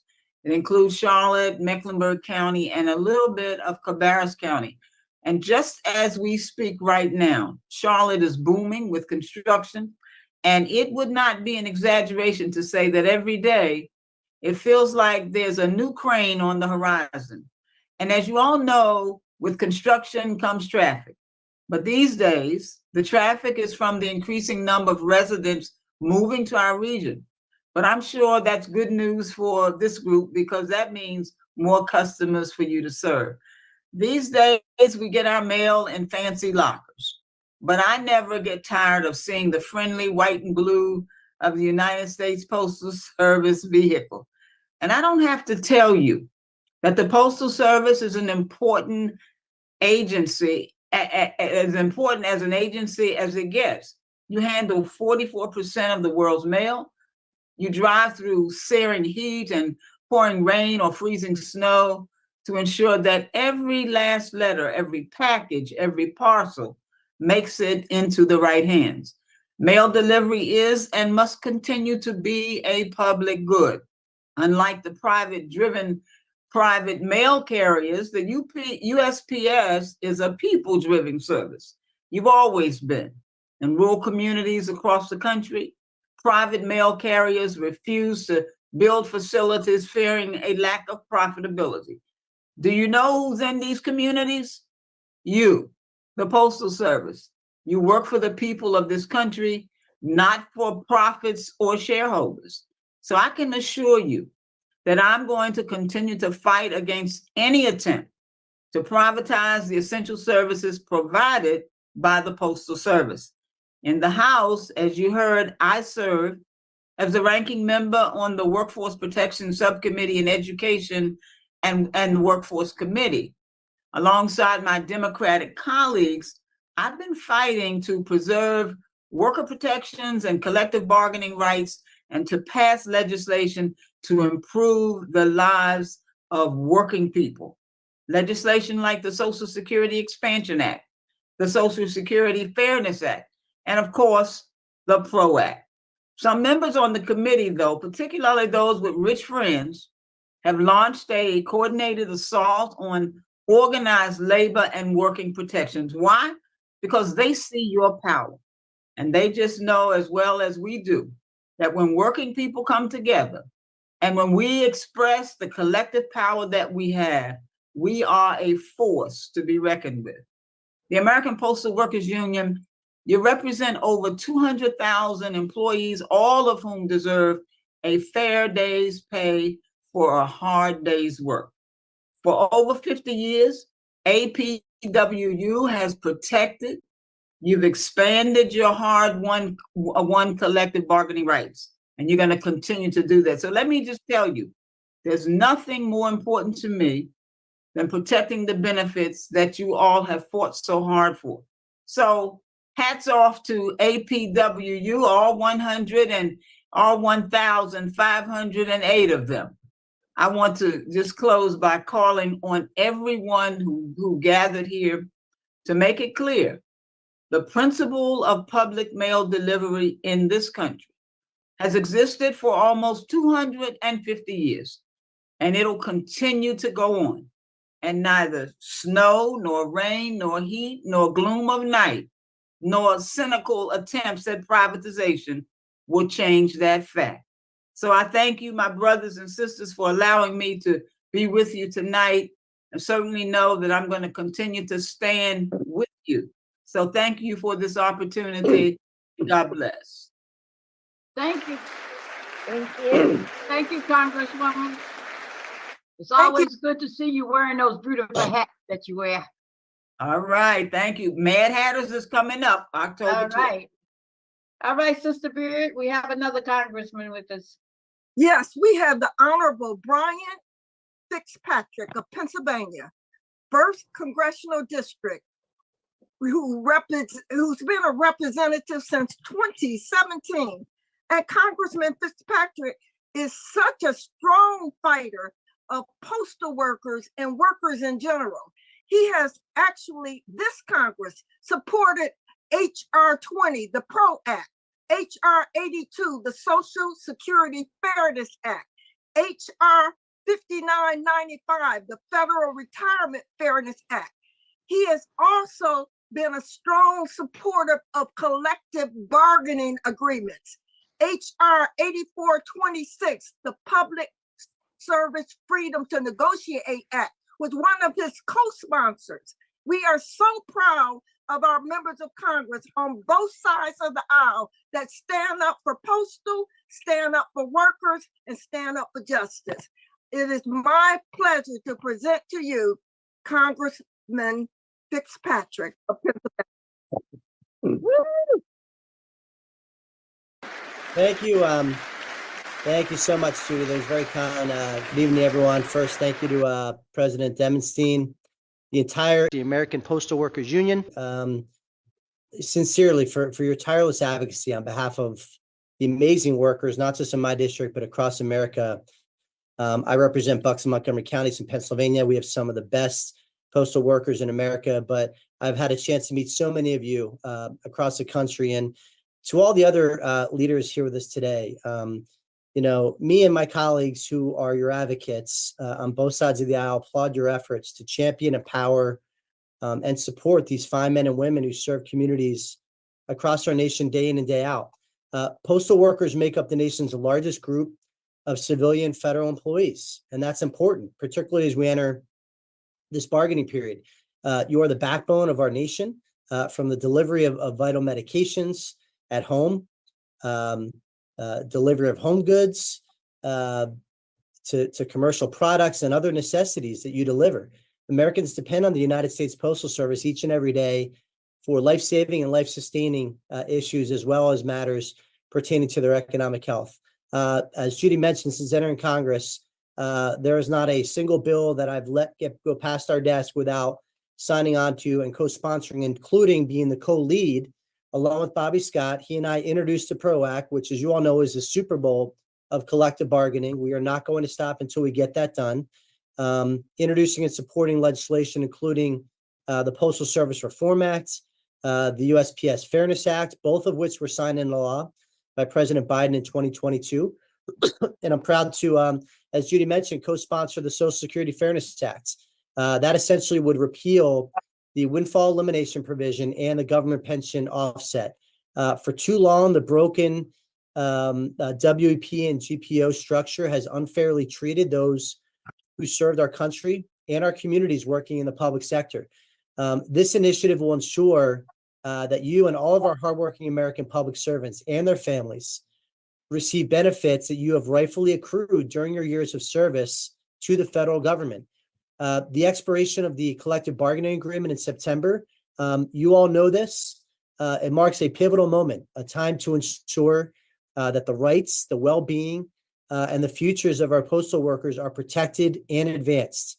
And as we head into this crucial period, I want to reaffirm to you something you already know. That's why you invited me here tonight. But I will reaffirm that my unequivocal, unapologetic, unwavering support for you during this process, because it is essential that we ensure all of our postal workers across America maintain job security moving forward, and particularly in the public sector. I firmly believe that Congress must improve the recruitment, the retention, and the retirement processes that affect our nation's essential workers. Our advocacy does not cease at job security. Workplace safety should be a top priority heading into these negotiations. We must and we will fight to ensure our postal service workers can do their jobs without fear of unsafe working conditions. There is no question about it. The Postal Service is not a partisan entity. It's not a partisan matter. And I look forward to continuing to urge all my colleagues on both sides of the aisle, join all of us in the fight to champion policies that support you, the men and women that are the backbone of America. There are very few entities out there that have a higher approval rating than you all when you are doing your job under the circumstances that you've done through COVID, which was, absolutely ground zero. You were on the front lines of that, delivering all the important things that Americans need. So again, on behalf of, as a U.S. citizen, I thank you for all of your dedication to me, to my family, to everyone in the community that I represent, and to everyone across America for the work you do. I, for one, know you have a very, very difficult job. On the best of days, you have a difficult job, and you have to deal with a lot as well. So today, I just want to let you all know I'm proud to stand with you. I'm committed to ensuring on the floor of the House of Representatives that our postal workers and all of our hardworking workers in America receive support, compensation, and benefits that they deserve. So know that I will move forward in my continued efforts to support you with renewed determination and solidarity. And that starts with the PRO Act. As I mentioned, me and Bobby Scott are the co-authors and the co-leads of that bill. But it's not just the PRO Act. That's sort of an overarching organized labor piece of legislation that benefits postal workers for sure, but a lot of other hardworking union members as well. But there's a lot of provisions that deal specifically with postal workers. And I know that this bargaining period can lead to a lot of uncertainty, but just know that we have your back. We do. You can lean on us throughout this process, and we will be issuing many public statements, as many as you need, to send the message to the people at the bargaining table that we're not going to leave your side until you get the contract that you've rightly earned. I yield back. Thank you, Congressman. Thank you for all that you're doing for the working class. Thank you. Thank you, Congressman Fitzpatrick, for taking time to be here with us this evening. You bet. Thank you. Thank you. Before I go to our chief spokesperson, I see my brother has joined us here, who's the president of the American Federation of Government Employees, almost our next door neighbor, who was with me receiving the Rich L. Trunkas award back in April. Everett, brother Kelly, Reverend Kelly, are you still here? I am here. Can you hear me? We can hear you. Good, good.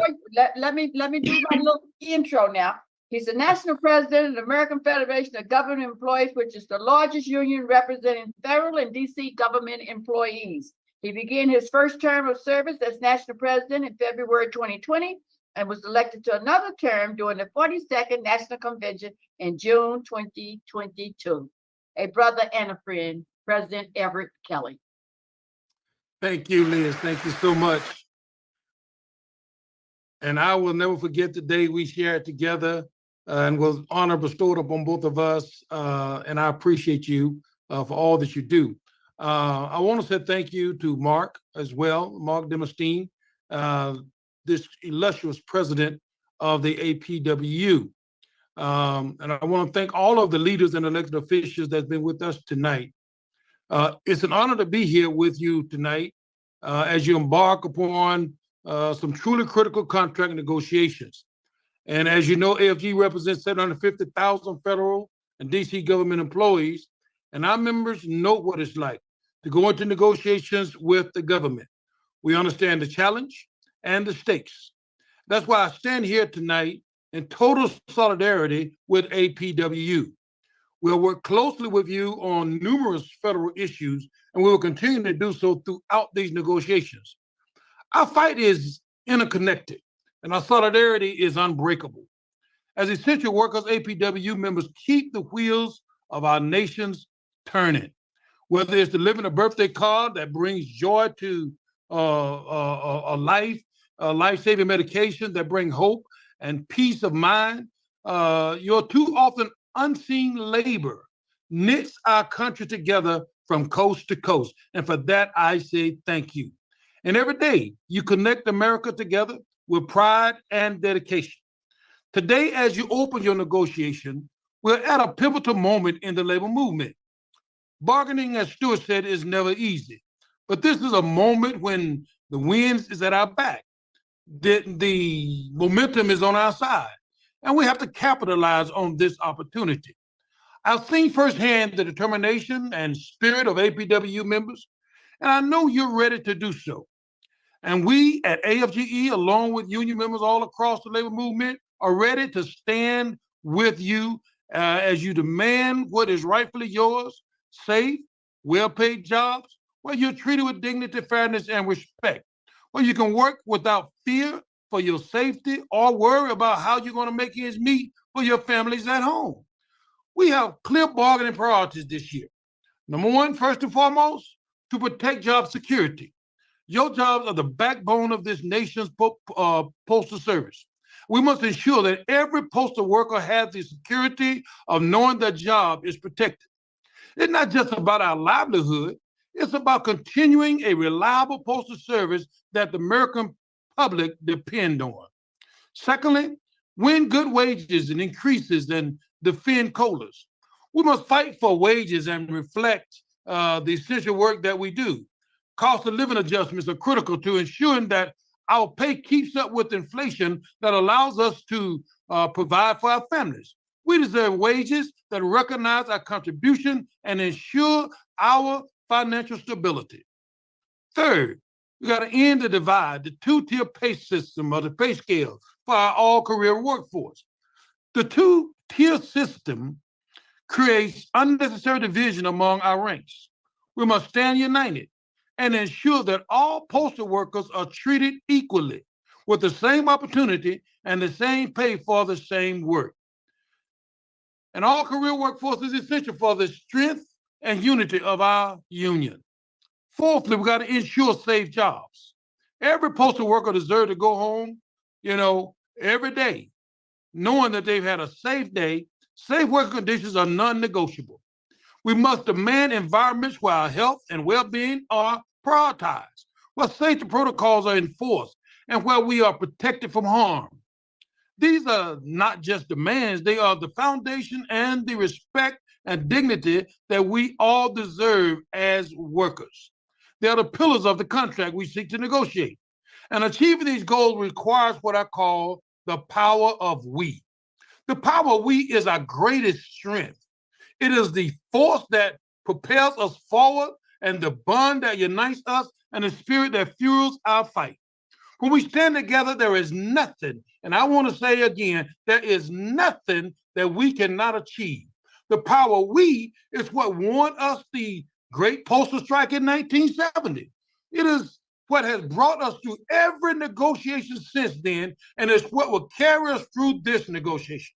So, brothers and sisters, let us remember the power of we. And you have the support of our labor community, our families, and every postal workers across the nation. Together, we are an unstoppable force. Together, we can demand and achieve safe, well-paid jobs, job security, fair wages, and an end to the divisive pay scales. We are in this negotiation together, and let us remember the power of we. But when I look in this room, brothers and sisters, I see hope. When I look into the eyes of the people in this room, I see a people that's ready to make a change. And if you don't mind, if you're ready to make a change, there is a little button on your Zoom there that's called More. Click on More and then just raise your hand, just as an indicator that we're all in this together. Because we have to work together in the power of we. Because when I see the faces of the people in this room, I have hope. What do you say? Are you ready to fight? Are you ready to fight for labor rights? Are you ready to fight for fair pay? Stand with me in your mind, right? If you're ready to rise up and fight, if you're ready to end the policy brutality, if you're ready to protect our democracy, if you're ready to rise up and ensure this country, our United States of America, stay the land of the free, the home of the brave, and guarantee liberty and justice for all, just raise your hand. Give me hope. Give yourself hope, brothers and sisters. I thank God for APWU. Thank you for your dedication. Thank you for your hard work. Thank you for your unwavering commitment to the fight. Together, we will have a better future for all postal workers. The 750,000 members that I represent stand with you in the power of we. Just remember when we're doing it together, and it's not about me and mine, but it's about we and ours, we will achieve. Thank you. I love you. God bless you. And God bless APWU. All right now. It's stuff like that that makes you want to get up and run around the block. Woo-hoo! All right now. Thank you. Charlie, are you still with us? Yes, I am. Make you wait all night, just a little bit. To those of you who are still with us, don't go anywhere. I promise you, this will not be much longer. We're going to end this. Well, you know, you're supposed to be rallying, making noise, jumping up and down, and everybody's all cool, calm, and collected. I can understand that too. It's been a long day and a long evening, but we're almost finished. So, Everett, thank you for those inspiring words. I mean, that really got us going. You know, we've had some great speakers this evening. We're almost finished. We got a couple of more, and we will be finished. But let me bring you our chief spokesperson, who's going to give us a roaring start tomorrow on opening day. Come on, Charlie. Thank you very much, Sister Pal. I appreciate it, and I appreciate all the great words from all of our supporters out there and all the great things that they've said to us today. And just remember, like it says in our background there, union proud. Say it loud, folks. We want a good contract, and we want a good contract now. But Union Family, tonight we are kicking off the 2024 national negotiations, and we're going to do it in solidarity. The last few years under the current postal leadership, you have all of you have seen challenges unlike many of you have seen in your postal careers. Changing and new facilities, excessing in some locations, toxic workplaces, unlike anything I've experienced in my career and probably in your careers too. And the failure of many in management who discount the work you all do and the worth you bring to this company. Service to the American public has fallen sharply, but not because you are not dedicated to the work and serving the public. The public still loves their postal service, even though all the failures under the current leadership, the U.S. Postal Service is still one of the most trusted agencies in America. That is because of you, because all of you who are doing the work. The PMG cannot deliver for America without us. So it is time for the PMG to deliver to us by negotiating a good contract with us. Preparations are ongoing, and we have been preparing for months to get ready for these negotiations. Proposals are prepared, and are being finalized to submit to the Postal Service tomorrow at our first main table session. As a matter of fact, tonight, my staff and others have actually been finalizing some stuff during this rally. They're still working hard for all of you. And speaking of tomorrow, do not forget that all of you can live stream the opening ceremony through our website tomorrow at 10 a.m. Eastern. Go to the APWU website, click onto the live stream, and you can watch the opening session and the opening ceremony with the Postal Service. Management has told me that they don't think very many people will join the live stream. As a matter of fact, initially they wanted to limit it to only about 100 to 200 people watching it. Well, I actually told them that I thought hundreds, if not thousands of APWU people will be watching. So please, let's go out there, prove management wrong, and show them the APWU pride and solidarity, and that you all will be watching. Join us. And our core negotiating team consists of President Deinstine, Vice President Zaretti, Secretary Treasurer Powell, myself, your division directors. We've been meeting on a regular basis, and we continue to meet. The Rank and File Bargaining Advisory Committee has met with the negotiations team as well. We have brought in experts to educate your negotiators on the labor economics, the overall economy, postal server finances, and other union contracts, as well as other postal issues we face. We are analyzing data on work hours, data on the makeup of our bargaining unit, and much, much more. Our preparations will continue every day throughout these negotiations. We are committed to the negotiations process, and we will work hard to get you a good union contract. Facts and data support our demands, like eliminating the two-tiered wage structure, demanding an all-career workforce, and good pay increases and job stability. But it is just not the core committee and the other national officers who are brought into negotiations, and that will lead to a good contract. We need a united front from all of you. That will help us negotiate a contract. And do not think for 1 minute that management does not recognize when we are divided and when we are unified. And what do you think they would prefer to see during these negotiations? Do you think management wants to see employees who are isolated and separated, or the union that stands together and says, no more, give us what we deserve and what we have earned? The simple answer is they want to see the divided, isolated, and bickering union. But you can show them that we are unified tomorrow and on opening day and every day during these negotiations. Wear a sticker. Heck, if you get those stickers, stick them all over the place. Put them on the bulletin boards. Put them on other appropriate places at the facilities you work them. Let them see you wear it with pride. Wear your union gear on Thursdays. Thursdays will be union gear day throughout the contract negotiation periods. Actually, union gear should be every Thursday. And personally, I really think union gear should be every day. You should be in union gear every single day. And if you can't wear a t-shirt at work, put on anything that you can. If you got an APWU lanyard, an APWU pin, some of those wristbands, wear them. We are in the process of trying to get some more things that those of you who are uniformed can wear. So look for those to be coming out as well. But anything you can show that we are united is important to these negotiations. Together, we can show them we are standing in solidarity and that we are standing together for that good contract and to be given and rewarded the things that we should have. Negotiations are never easy, and even in the best of times, it will be a struggle with management to even get a single penny out of them. But you deserve to be rewarded for your hard work and keeping the mail flowing, even when it seems management cannot move the mail, which seems to be a lot right now. Over the next 3 months, let management know that we are union proud, and it is time for a good contract. One more time, say it with me. Say it loud. Union proud. Say it loud. Say it loud. Let's get a good contract now. Say it loud. Union proud. Union proud. Say it Tomorrow on the Say it loud. Union proud. Thank you very much. Thank you, Charlie. We mentioned earlier that we have several of our rank and file members who are constitutionally responsible as well for contract negotiations. Going to give our chairperson and our co-chairperson a couple of minutes to say a few words. So, Madam Chair Wanda, and then Madam Co-Chair Kim, you're both still there. So take it away, Wanda, for a little hot minute. A hot minute. Good evening, APWU family.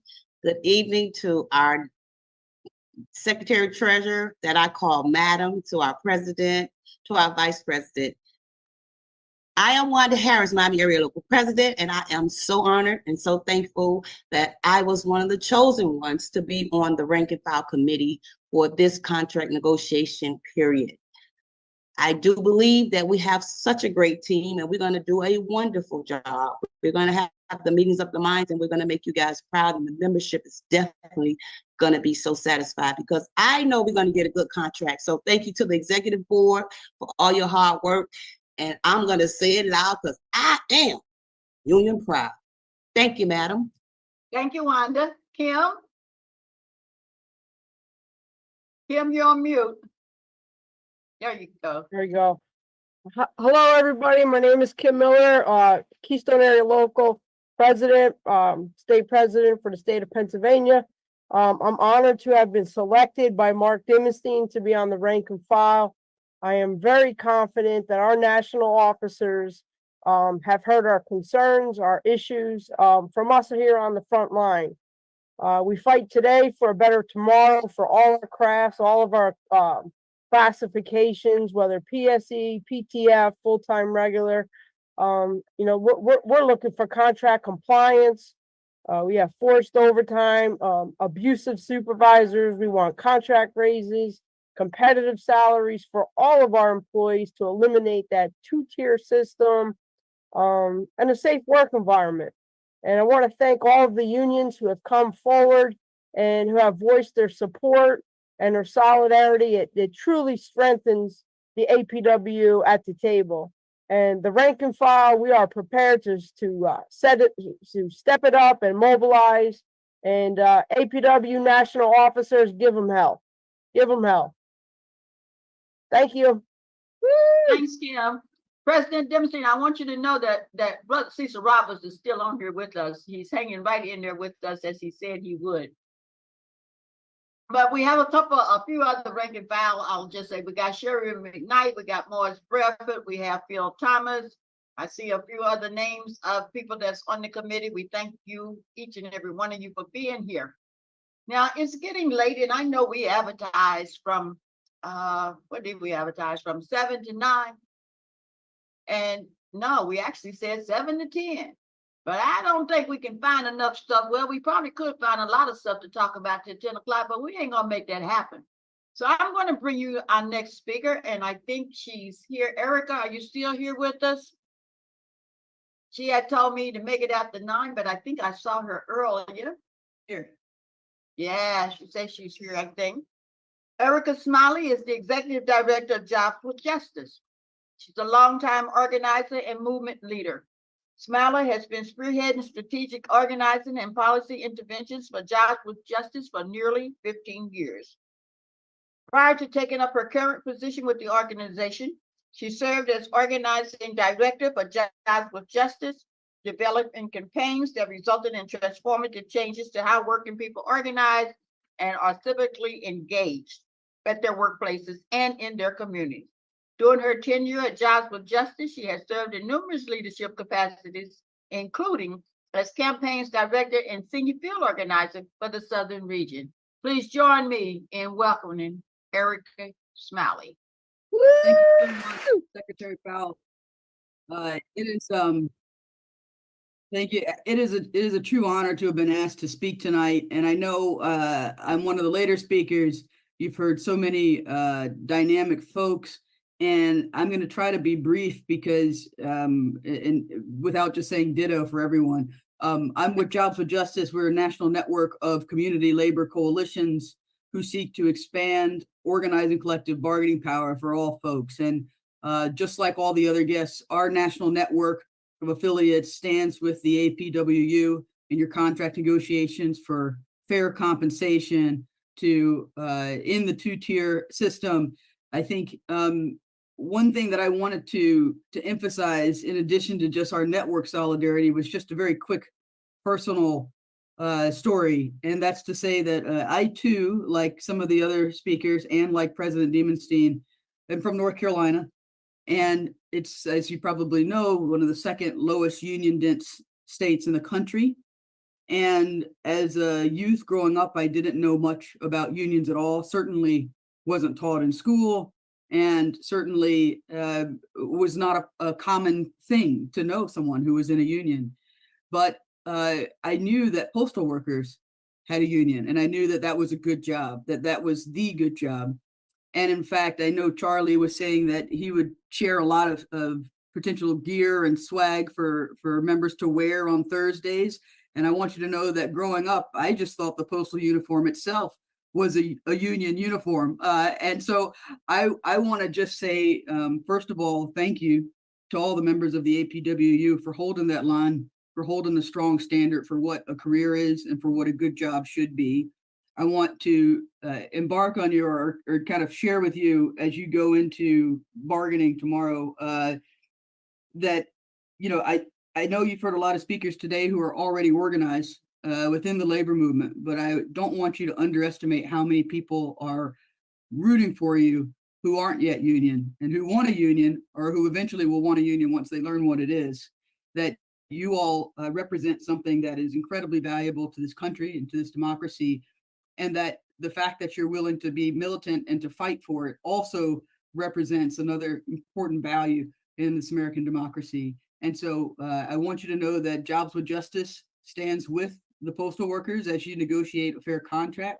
I want you to know that I and others in my family and in my community stand with the postal workers and are counting on you to win a strong contract come this week. So thank you very much for having me, President Deinstine, Secretary Powell, and I will stop there to keep from being between people in their evening activities.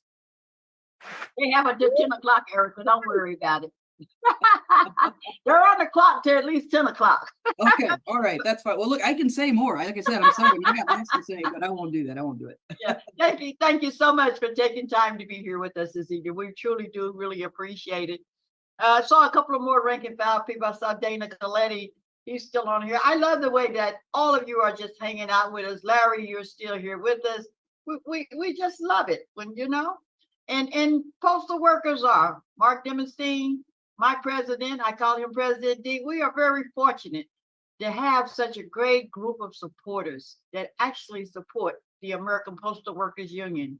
It comes with the bonding feeling. It comes with your sitting on that AFL-CIO Executive Council and getting to know people. It comes with APWU being visible out there. It comes with the great job that our officers do and representing the great membership that we have. And it's something that we all should be proud of. Every one of you officers that's on this call, the national business agent, the resident officers, our division officers, the executive board, for taking the time to hang in there and to be there. And I didn't tell y'all I was going to do roll call in the middle of the thing, so you actually could have got off. And you might do like we do sometime with all them Zoom calls. I might just see your name. You might not even be there. But I'm going to trust the fact that you all are there. And I know my president don't like anything more than, you know, an hour or two. So we're going to bring this along. But before I get to our next speaker, I got a 3-minute video to show you of somebody who wanted to be with us in person, but is truly here with us in spirit. And that is Brother Danny Glover, who you all know was with us in 2021 on our video, to not be able to be here. But he did that video for A Grand Alliance, and Kenny or Hannah, whoever, if we can do that for 3 minutes, we're going to bring you another speaker, and my president's going to wrap it up. And then we're going to wrap it up with Ain't No Stopping Us Now. So let's hit it.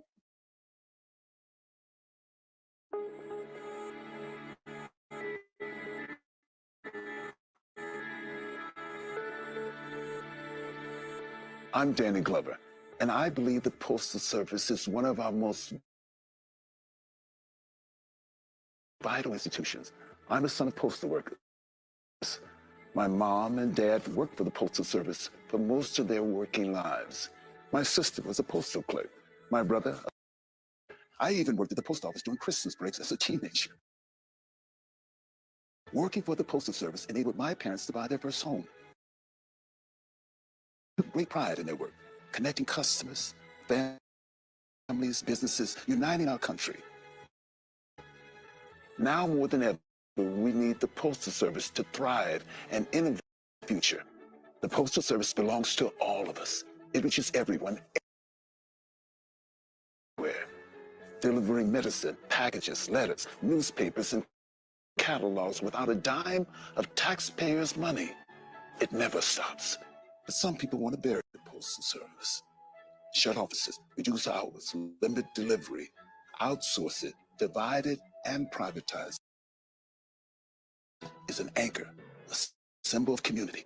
The Postal Service bridges racial, political, geographic, and economic divides. It is one of the nation's largest women and minorities, providing equal pay for equal work, good, decent union jobs. Let's salute the 625,000 postal workers. They stamped their mark of excellence on the Postal Service of yesterday, today, forever. Join me in a grand alliance to strengthen a cherished our Postal Service, a public trust, a national treasure. All righty now. I think I recognized our board members earlier. I see we have our division directors on here as well, and we recognize them. Brother Foster, Director Balagon, and Brother Lamont Brooks are here with us. We know our Vice President Debbie is here with us. And Omar Gonzalez, Regional Coordinator, Tiffany, Amy, AJ was here with us a little while, Garrett, Wandy. We got resident officers, Delio, Joyce, Lynn, Jason, Dave Zanaki visiting us from that great Northeast region, which is my region. We got a lot of NBAs, Dan, Mike. So y'all can look and you see them all, but we're going to be wrapping up in a very few minutes. But let me thank the interpreters who joined with us tonight to do what they do better than we do. We thank each and every one of you very much for being here with us. I help plan director over there, Sarah Rodriguez, I see you.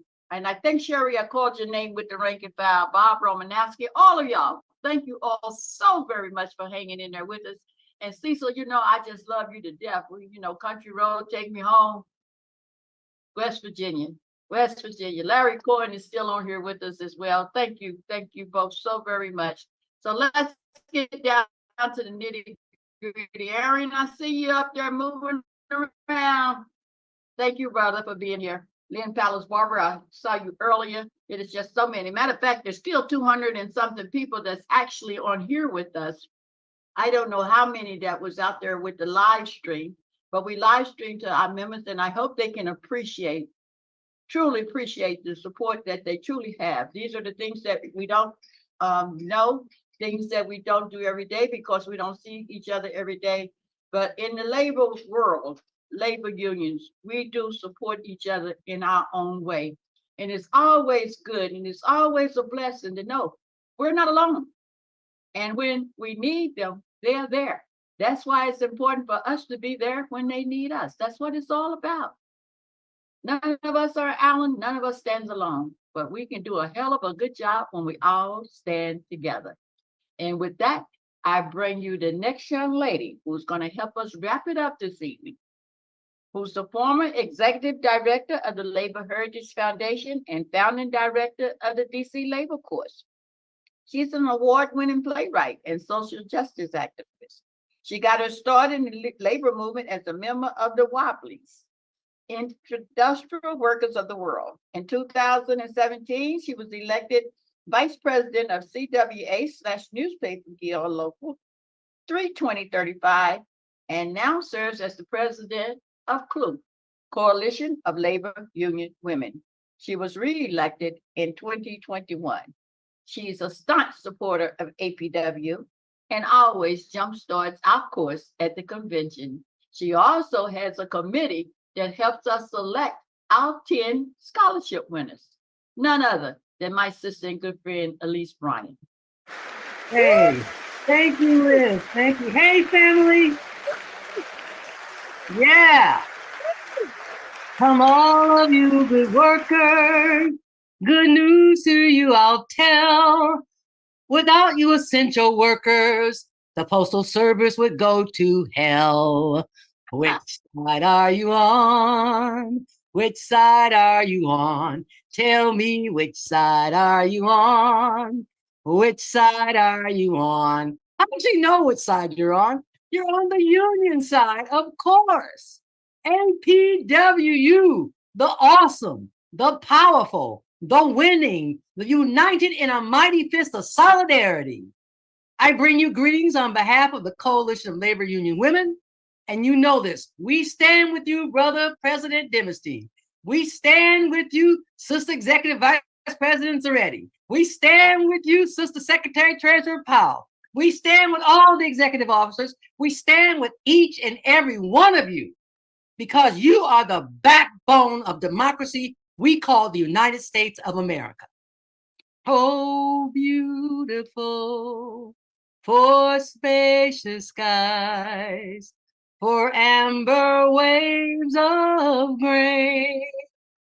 From the West Coast to the East Coast, from Alaska to Puerto Rico, and around the world, you move the mail.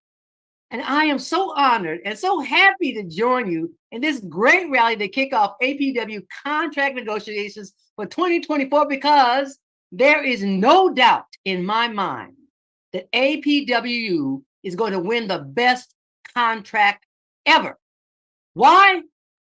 Because you are united. And as everybody knows, united you bargain, divided you beg. And we, like unions across America, we ain't begging for nothing. We're demanding what is rightfully ours, better job security, real wages, increases to match the rising cost of living.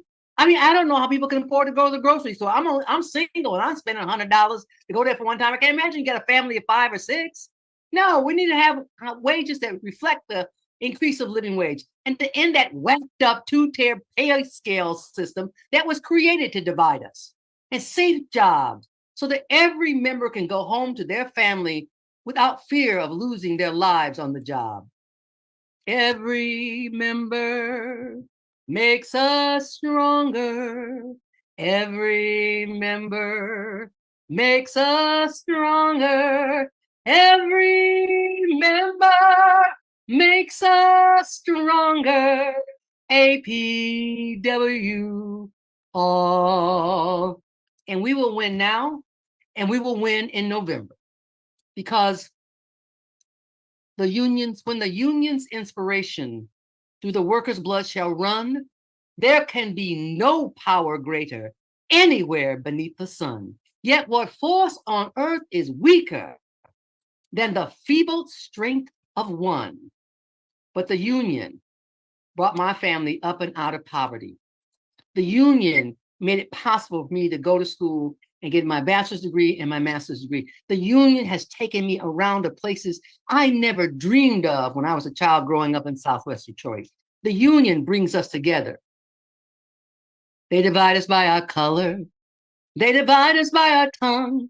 They divide us men and women. They divide us old and young. But they'll tremble at our voices when they hear these verses sung. That the union makes strong. And that's why we sing solidarity forever. Solidarity forever. Solidarity forever. For the union makes us strong. You got it. Go in peace. Go in love. Go in solidarity forever. My signing is not so good, but you do really good. Kelly. Thank you, Elise. Thank you so much. Nancy, Joyce, and Morning Dunn, and another ranking fowler there, Brother Bob Waterhouse from San Diego, to all of y'all. Rufina, all the way from Hawaii. I don't even know what time it is over there. I don't know if she's 6 hours ahead or 6 hours back, but she's hung in here with us all the time. and we really do appreciate that. I see the new NBA down there for motor vehicle. I see Shannon down there. She's only showing me the top of her head all night, but now she's wavering. There she is. There she is. Yep. And Bob, you finally took your name off so we can see your face. Okay, that's good. So everybody, even Melanie Campbell is still on here. And this is all Todd and Communications Department. What can we say? But thank you so very much. Hannah, Annette, Marika, and Kenny, thank you all so very much for your assistance this evening. We're going to wrap this up. Jeff, I see you there. And Marilyn, once again, honey, thank you for the beautiful background. I think it's something that's going to take us through our whole contract negotiations. Say it loud, we're union proud. And say it loud, we're union proud. In 2 weeks, we're going to really be saying it loud in the great city of Detroit. Joe Jolly, I see you up there in the corner as well. And once again, Cecil, thank you. Larry, thank you. Melanie, thank you. And now, I give you the leader. I think he's, let me see. If Charlie's the chief spokesperson, then he must be the chief negotiator. And that must be none other than our president, Mark Deinstine. Take it away, Prez. All right, union family, there's not a lot left to say, but what a night of solidarity.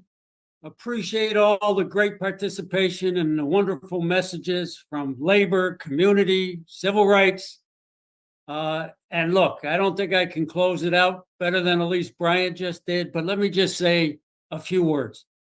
We stand on the shoulders of our courageous forefathers and foremothers of the great postal strike, who put their jobs on the line, one in an illegal strike, not only made their lives and their family lives so much better, but passed that torch and those accomplishments to all of us.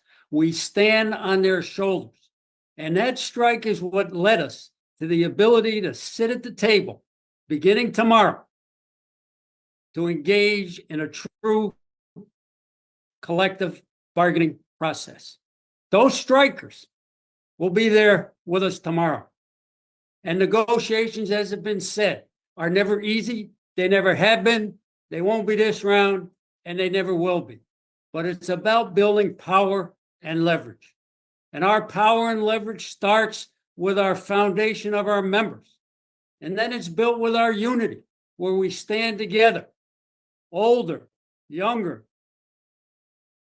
non-career, career, all our different crafts, all our different pay scales, all the different pay structures that we want to overcome, which was a theme tonight, a powerful, important theme tonight. And that unity is what's going to help build that power and leverage. By the way, we just had a Building Union Power campaign under the terrific guidance of our organizing director, Anna Smith. Starting April 1st to opening day tomorrow, we set a goal of signing up 5,000 new members to send management a powerful message that we're united. We demand a decent, good contract that respects postal workers, that gives us what we've earned and what we deserve. And we set a goal of 5,000. And as of today, 8,100 new members have joined the American Postal Workers Union, along with all our other members will be really sitting at the table with all of us. Management doesn't deal with us because they want to.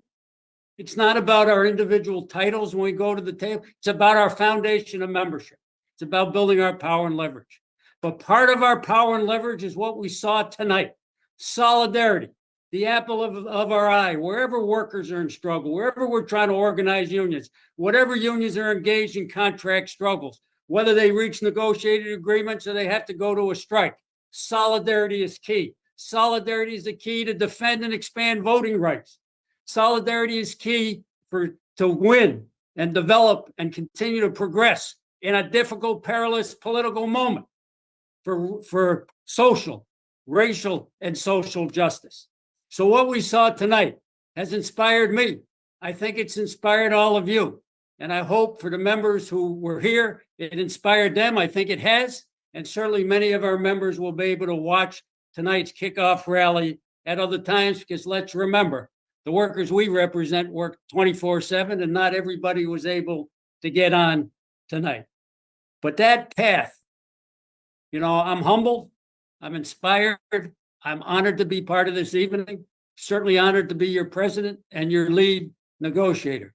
But at the end of the day, it's all about the postal workers, it's all about the working class, and our responsibility as leaders to do our part to uplift and to build working class power, not just in the post office and not just in our communities in the country, but as we heard from Brother Dave Ward, this is also an international struggle. So I usually end my comments where Elise Bryant ended hers, so I won't do it again. But solidarity forever, APW family, union family, and when we go to the bargaining table, let's remember this. We're not just bargaining for postal workers, we're bargaining for the public good, the public commons, and the good of the people of this country, and to protect, enhance, and expand this wonderful national treasure that belongs to all the people, and that we proudly, with dedication, carry out our mission to the people of the country. And we're going to be demanding not just those wages, not just the end of the two-tier system, etc., but we're going to be demanding a better, a more progressive, a more creative, a more enhanced postal service, and that robust, vibrant public service that we demand and we're going to fight for generations to come. Thanks for joining us, everybody. Thanks for all the wonderful messages of solidarity, which we know are far more than words. We know that you're ready to take it into action. Carry on, everybody. Solidarity forever.